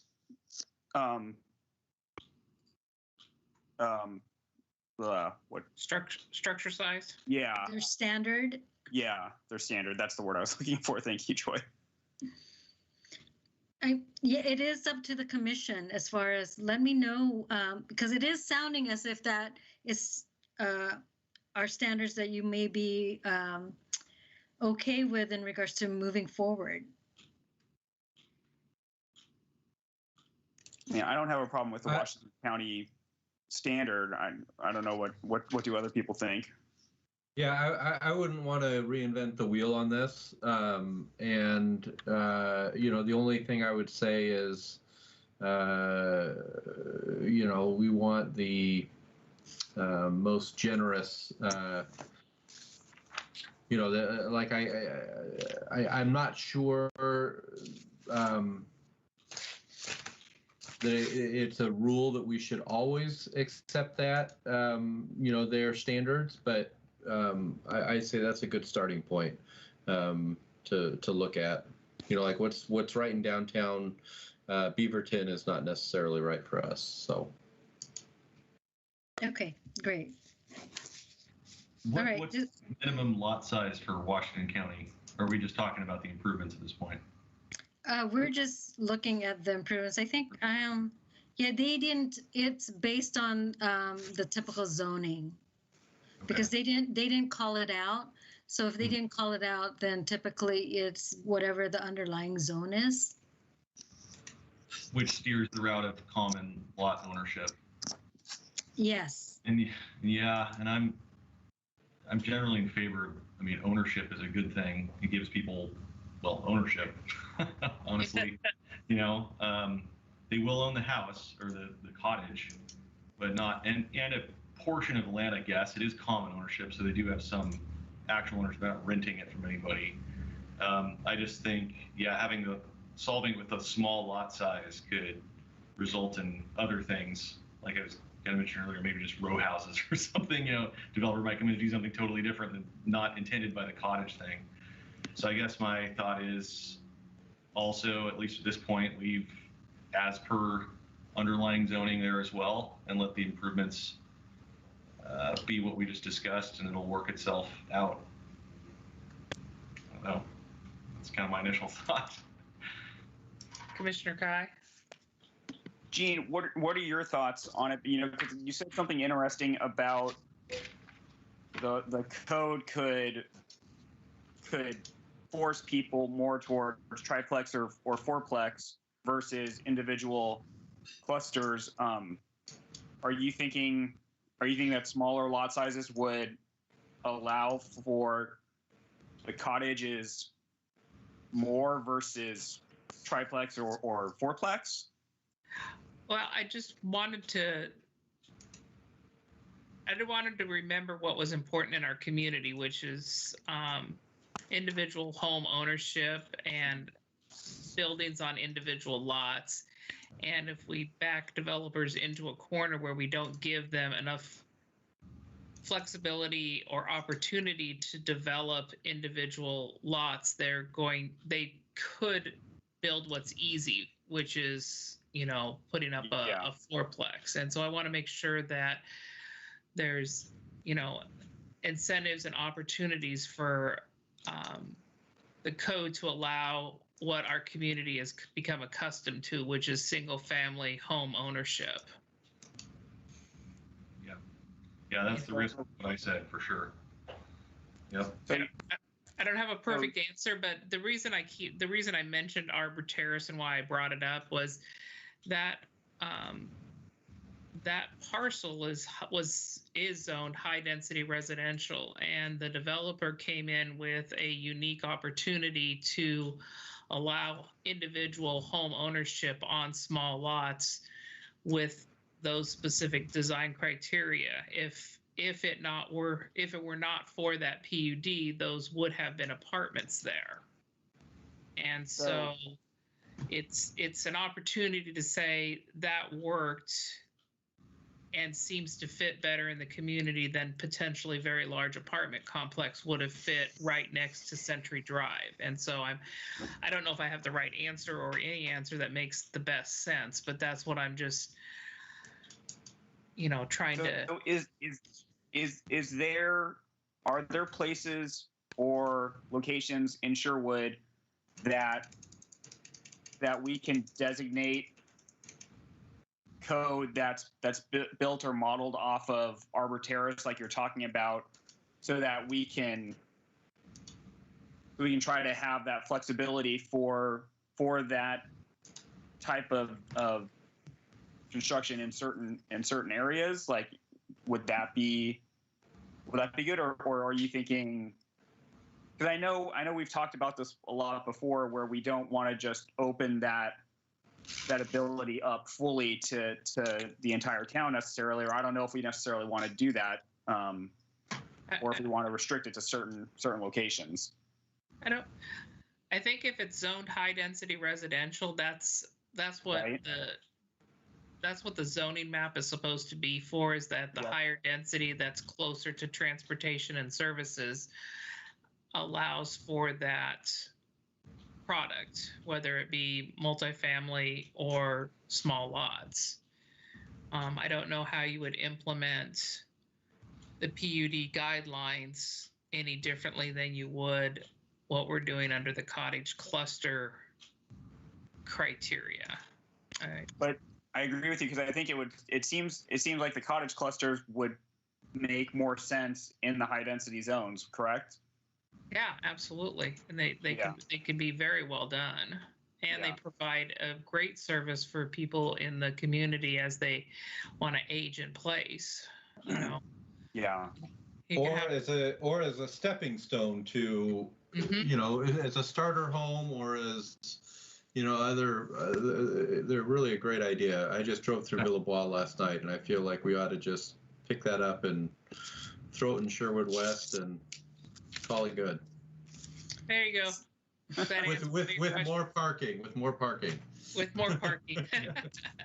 There we go. We solved it. Good night, everyone. All right. Good job. Erica has a comment to save us from ourselves. No, so I just want to clarify from what I just heard from this conversation. So we can definitely, so when we look at cottage clusters, right now we have to, per HB or House Bill 2001, we have to allow cottage clusters within all of our residential zones. We can keep the minimum lot size for those zones as, 5,000 square feet or whatever lot size that is. But when we look maybe at the high density residential zone, we can look at, instead of creating, one large lot, we can look at possibly creating standards for smaller lots in that zone. So high density just restate it. High density residential would allow cottage clusters to be smaller. Yeah, just like we do in any other zone, but the lot sizes would be smaller. Correct. Yep. And so what you said just flashed on me. Very low density residential, which is one lot per acre, has to allow cottage clusters. And that goes back to the question of, is there a maximum number of cottages per lot? And I think we're gonna get there. Right. So there's 12 units, and so where we have very low density residential, because the lack of services and the distance from transportation, we could still end up with 12 cottages on that single lot. Is that what you're saying? Which has a minimum lot size of what for VLDR? 40,000. Okay. Yeah, an acre. 1 acre. Okay. Which will guarantee the common ownership thing that we talked about earlier. Yes. Do we have to allow for 12 units, or can that be a different number? You can make it higher. We can't. Can we? But Higher. the minimum range has to be 4 to 12. No, it doesn't. I've seen it where it's been higher, but all the examples that I've looked at and researched, they were providing 4 to 12 units per acre or per development. Is it per development or per lots?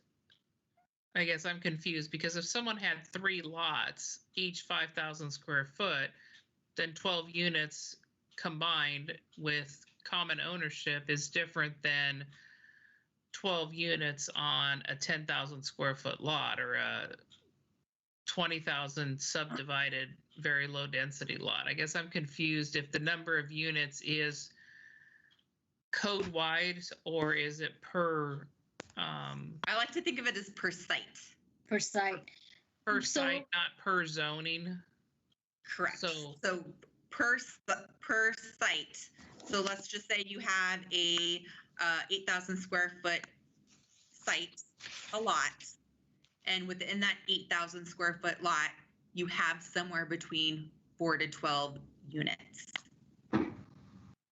Huh, well, I guess it doesn't make any sense to me if you have a 40,000 square foot very low density. I don't think there's any other community in the metro area that has very low density with 40,000 square foot lots. So it just doesn't make any sense to me, but I may be overthinking it. So if we went with the high density zoning, and then you have the smaller lots, what would be in there to encourage the cottage cluster type versus just filling out the whole lot with, the biggest home you can and just lining them right up? Because I think the point of the cottage cluster is they're a little bit smaller and there's some open space kind of shared among them. I guess I'm trying to figure out, no matter which way it goes, low density with all on one lot, which probably isn't preferable, but or the high density with smaller lots, which does provide individual ownership. But how would you still try to, okay, if you're going to build a cottage cluster, you gotta at least have this kind of common area or kind of enforce that. I mean, this all kind of comes down to, I think there's certain types of housing within the allowances here that are probably not as desirable for Sherwood as others, right? I realize we have to allow them, but are there ways to encourage, because I think everybody kind of likes the cottage cluster idea and concept. I just want to figure out how we kind of steer in that direction versus some alternative that doesn't fit our city well.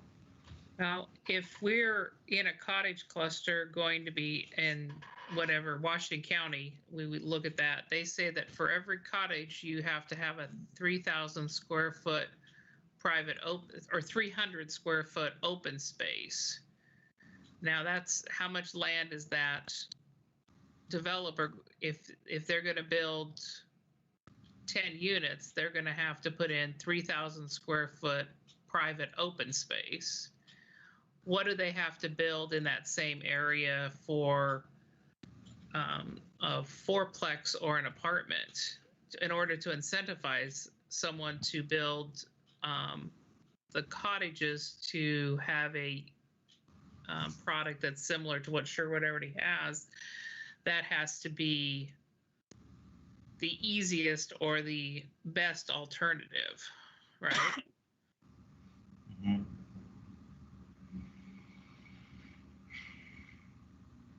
So does that? And I think that's the. Go ahead. Go ahead. Yeah, I was just asking, is that problem going to get solved through filling out this grid here, or through design standards with setbacks and other, facades and all that stuff? I think it's going to get answered when we figure out what the, you have to compare this to what is your minimum open space on your high density residential and your fourplex. If we put 300 square foot minimum for cottage clusters and we only make it 100 for fourplexes and apartments, well, I can see where a developer might want to lean one way or the other. Well, others have been built, right? There's lots of examples. So, I mean, what prompted the developer to find it worth their while in all these other cases? Did we figure that out?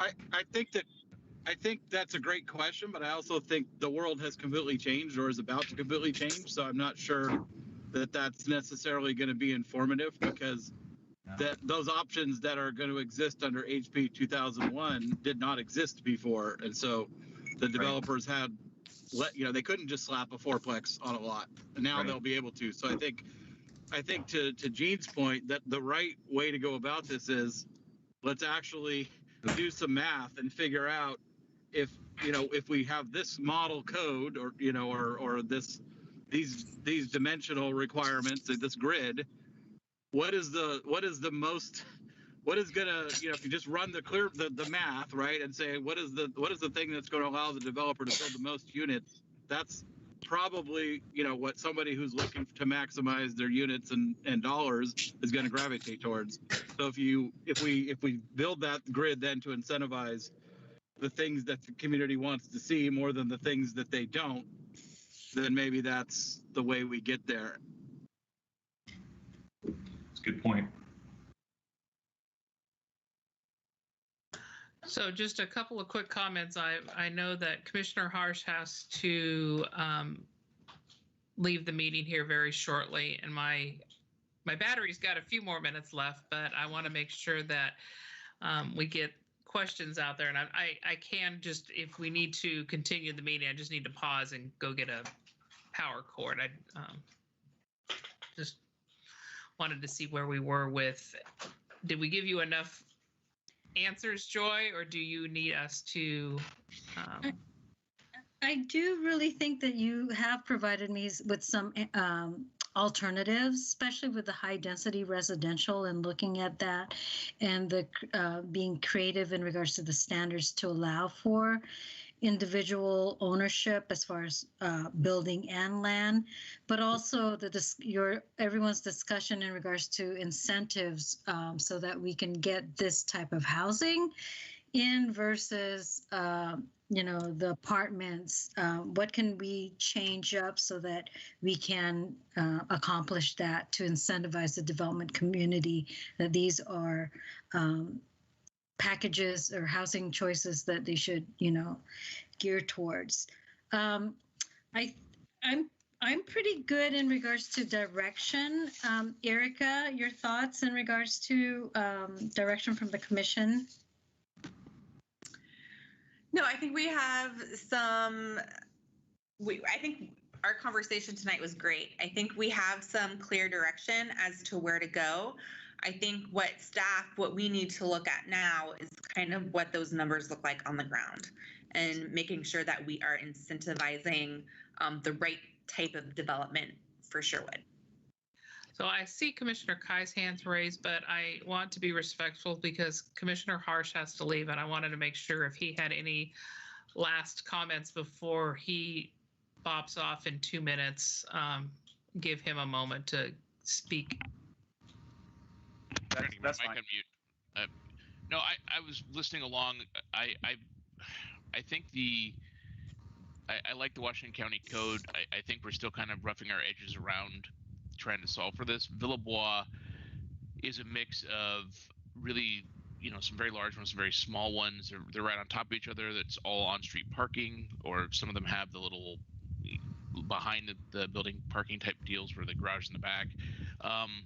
It's the general idea is interesting, but I think it's also, while not strictly listed as a retirement age community, it's effectively a retirement age community. There are very few young families in there, and that might be a solve for one of our issues, which is trying to have affordable housing for the elderly as they're aging out. That's smaller, so this might be an elegant. But I've just been thinking around it. I haven't had really valuable input.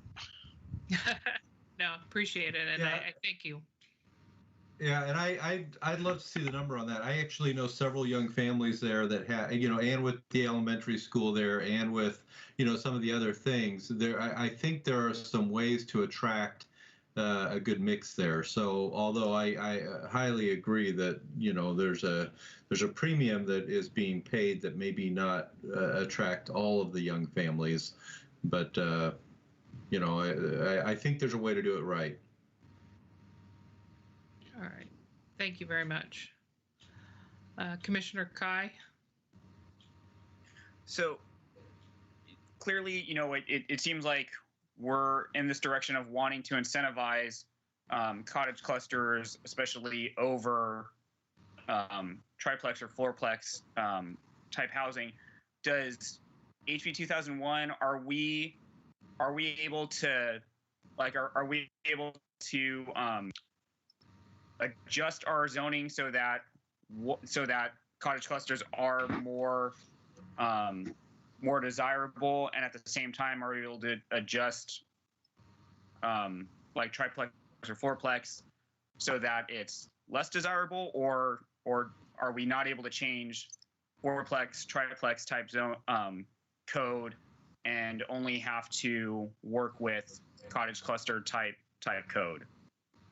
So the way that the House bill is written, all of these different types of housing choices can be built anywhere. We could definitely, with the discussion today, we can try to create standards that, could possibly incentivize a developer to build clusters, but it doesn't mean that that's the only thing that they can build on that site. They would still be allowed to build, tri or fourplexes if they wanted. I'm just trying to get an understanding of like what parameters or how much room we have to work within. I think Justin, on the Plex side, I think because they're outright allowed in any zone, I think really the only thing you have there to play with is design standards, right? Unless we change the underlying, setback requirements or something, but that would be for the whole zone. It wouldn't just apply, it would apply to a single family house or anything. So I think the design standards are what you can play with. But I really think the cottage cluster language is where we can best, incentivize the right thing, because if we can set that language up to allow for a higher density or more units per acre than what could be gotten in general out of a triplex or a fourplex, then I think that would, in an all things being equal scenario, that would drive, people toward the cottage clusters. Obviously, all things aren't always equal, and an individual homeowner on an individual lot may have their heart set on building a fourplex, and they'll be able to. And then, of course, the market is going to ultimately decide when you're talking about any kind of new development, right? So, cottage clusters may be the most advantageous thing, but a developer may decide, I've got a lot of people interested in single-family homes still, or triplexes or whatever, or townhouses. So, but I think all we can do is try to incentivize the things that the people sure would want. And for me, when I look at the Plex versus cottage debate, it's really, to me, about home ownership. I want to incentivize building units that are more likely to be owned versus rented, right? And I think plexes have a much higher rate of, and obviously apartments have a much higher rate of being rental units. And everything I understand is that, not that there's never a rental unit in a cottage situation, but it would be more likely to be something that's attainable for more people, and therefore would be bought and owned, which I think is ultimately what I think the people sure would want to see is home ownership, and the people everywhere want to see more home ownership. Yeah, I concur. If nothing else, if we find a way to incent ownership, that's the best. And that's one of our housing policies. I like that. It's to encourage home ownership. Mm-hmm. It's a tricky one, boy, and a planning nightmare. I mean, think of our transportation plan. I mean, how do you plan in advance for like roads that we surround low density with, that suddenly they come in and they quadruple the population? It's a nightmare. Can I throw out one more thought? And I don't know how, I don't know how you do this. It's just an idea that sometimes what I see that concerns me is in mass. Anything done in mass becomes so overwhelming that if there's a way to provide variety within a development so that cottage clusters don't become 12, 12, and 12. And so we don't have 48 cottage clusters or 48 anything amassing us, versus if you can say mix a single family residence of a moderate size house in with a cottage cluster, and it lot averages over that, so that you don't have ginormous fields of cottages or ginormous fields of townhouses or row houses, but that it allows for a breakup throughout the entire development. I'm thinking more in Sherwood West, you know, not wanting to see 5 acres of the exact same thing just towering right next to the road. That concerns me. And if we can find variety, I think Villebois does a better. I think that's one of the things I liked about it, is there is a lot of density in there, but it seems to be mixed up a little bit, where you've got, you know. Yeah, there's $1 million homes right next to condos that are, you know, it's mixing it up a bit. I like that as well. And there's still a lot of open space and green space too, so you don't get that claustrophobic feel. So where we have a 5,000 square foot lot, you could allow a 3,000 square foot lot next to a cottage cluster, and now you've got the best of both worlds, where you're getting the home ownership, you've got the cottages next to it, which are maybe condos or whatever. But you know, if we can figure out how to keep that home ownership goal attainable at multiple price points, we would be achieving the goal and keeping what keeps Sherwood special, which is a lot of single family detached home ownership opportunities.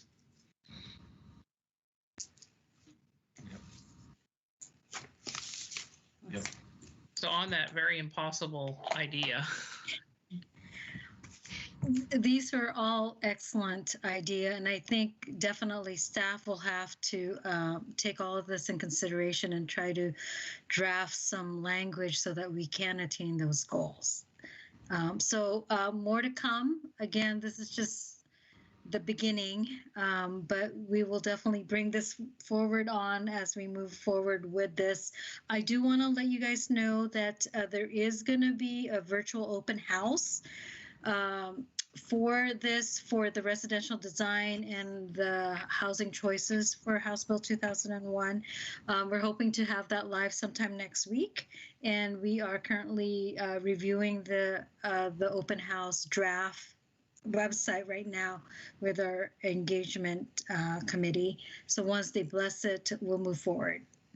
So just for the commission's understanding of timeline, we're doing residential design standards for all housing types. This is going to come to hearing within the next probably 2 months, and we will have residential design standards for even cottage clusters that don't exist yet, or for plexes or whatever, but we'll have design standards that fit the entire community, and that's what this open house is, to get a better feel for those.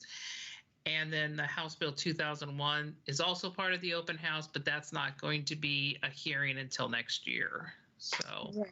And more than likely, there'll be additional engagement tied to that, because we don't have to adopt that until June of 2022. And hopefully, or the end of June, of 2022. So, and hopefully between now and then, someone else puts together something that we can also copy someone's homework on. Yes. Yeah. So that is all that I have. Any other questions tied to this topic? What does the open house entail these days? How does it actually work? Is it just like virtual. a big virtual Teams thing? Yeah, it's no, it's just No? we're going to send it out to, we'll notify everyone as far as on our subscription list and out on the social media and typical things like that to notify everybody. But it is an opportunity for like background. It's very informative background information. There's 7 stations, background, why are we here? And then one station is residential design, another is the House Bill 2001 housing choices. Another is an opportunity for you to comment. So that is, it's unfortunate that we are living in this COVID world, that it has to be virtual. So we decided that it's going to be like station, as if you're at an auditorium and you're going from one station to the next to ultimately ending up in the comment box. There was done. I'd still like to see. I mean, I'm still wondering, why couldn't we put that out there, have it out there for a couple of weeks or however long, but also advertise that on, such and such date and time, there'll be a live question and answer session. So people could have a couple of weeks to look at that, gather it in, and then join this live session if they wanted to, where it could be more interactive. Is that not something, I mean, that seems quite easy to put together.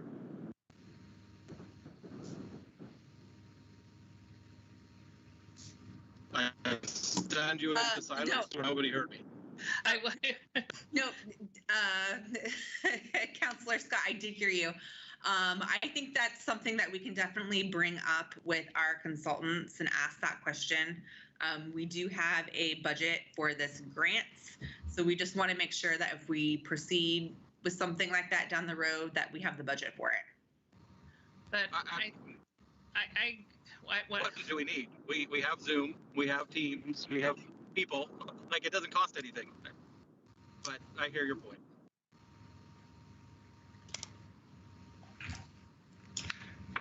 My only suggestion at open house is, because it sounds like you're providing background, is to definitely harp on some of the driver of this, House Bill 2001.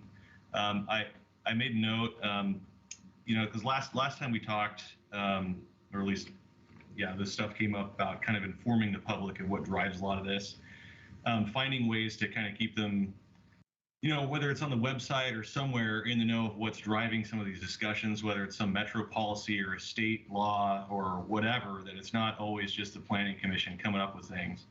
And one of the examples that I thought of was in the Archer here, back February, March.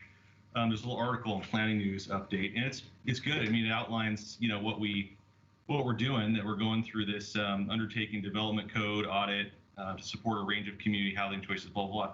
There's not a single mention of House Bill 2001 in there. And if I'm a kind of a cynical citizen, I might read this and then submit responses like the survey results we got, that what the heck are you doing, Planning Commission, to our town? And that, if we can find opportunities to kind of integrate, and it's not that the Planning Commission wouldn't ever talk about stuff like this. Our job is to plan the city. It just wouldn't necessarily be to the extent that we're doing this, or with the urgency, and it's really House Bill 2001 driving that. And I think it's good to kind of call that out as appropriate where we can, so the citizens understand that it's not just us trying to build a bunch of multifamily all over the city. Would be helpful. Well, definitely the history and the background section calls out the House bill itself. It even links to the House bill language, in addition to the grant that we got from DLCD. So there's lots of information in there, so that why is it that we're doing this? It's because this passed. Right. So if you could figure out how to do the open house, that would be helpful. How can we take public testimony that doesn't have to be required to be submitted 24 hours in advance in writing? I think we are limiting our ability to really get citizen input when we can't even engage with someone verbally. That if someone has to submit. We do that at a normal open house. Yeah. We do that at an open house that's in person. Like, we don't, people show up and they say whatever they want and we respond. I don't see how having a live virtual Q&A session is any different. And for that matter, the budget should be less, because you don't need a venue and you don't need refreshments.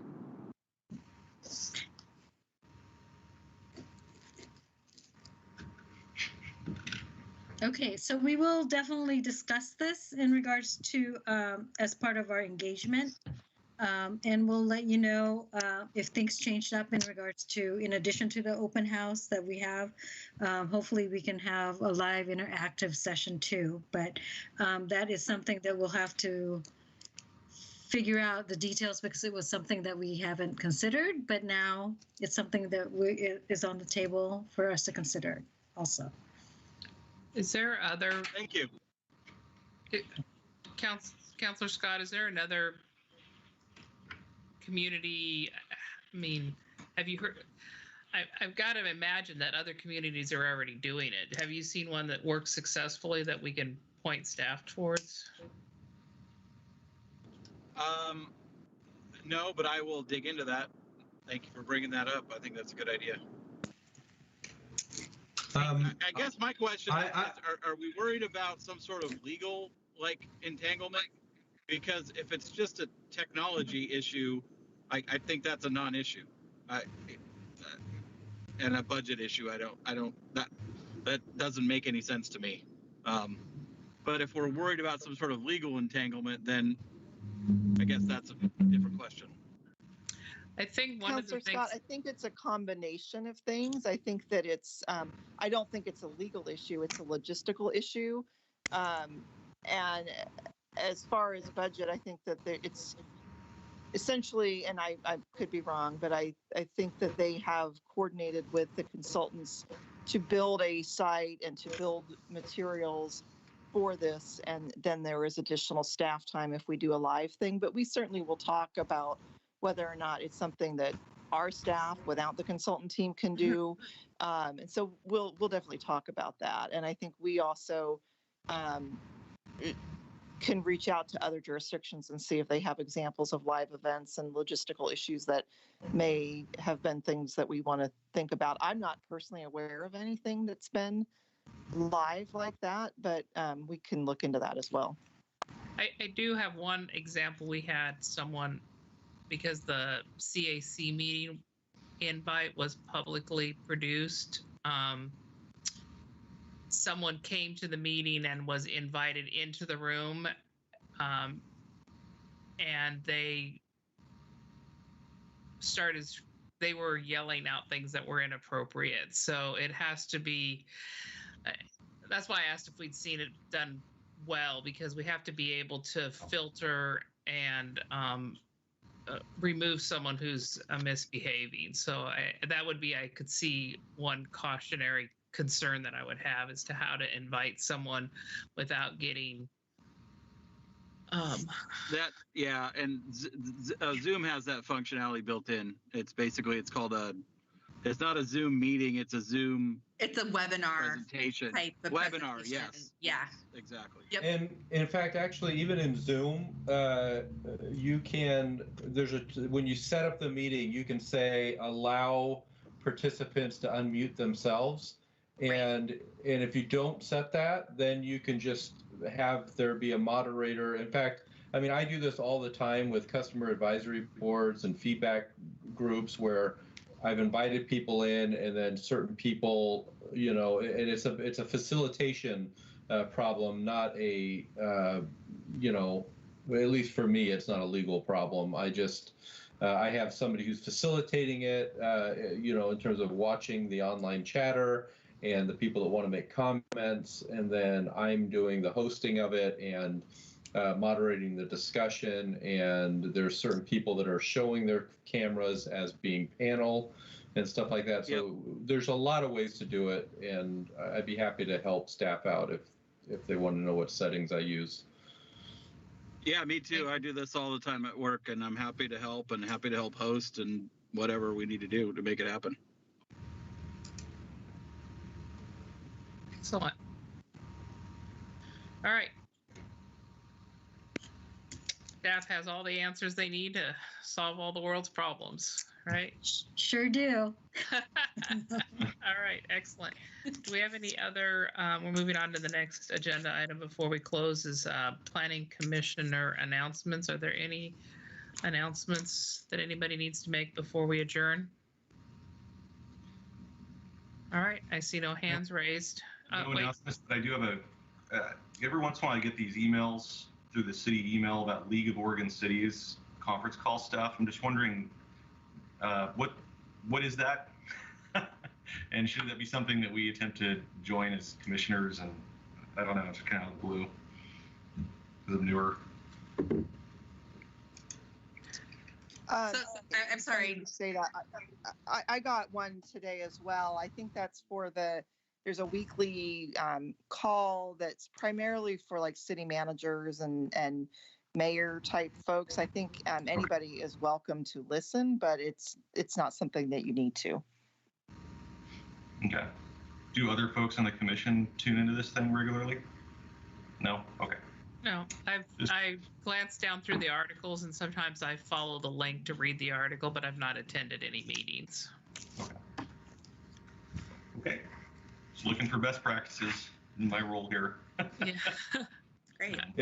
If they need to tell us anything, I figure that Commissioner Simpson will come and yank us out and tell us. Commissioner Simpson's trying to keep her own life in order. One last deadline, April 15th, the Oregon Standards and Ethics Commission, or whatever the official thing, did everybody get their thing turned into the state? You have till April 15th unless they extended that, but I did not receive notice that it had been extended. So. Yep, I'm in. I will tell you from personal experience, you don't want to be late because they will fine you and they will harass you till the ends of the earth if you are. It's serious. Erica, would you mind sending an email out to all the commissioners to make sure that everybody's done it? I think Sylvia sent something out, but it was like a month ago, and then all the tax returns got extended. So, but I don't think the Ethics Commission extended their deadline, or if they did, send an email out and let us know. But I think just a last Hail Mary before April 15th cutoff would be great. I appreciate that. Thank you.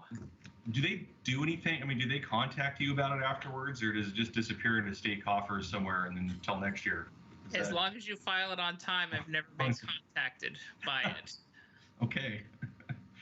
All right. All right. Thanks. All right. I have no other. Erica, do you have anything else before we adjourn? I have nothing. All right. Hearing no objections or seeing any hand raises, I will adjourn our meeting. Thank you very much. Thank you. Good night, everyone. Bye, everyone.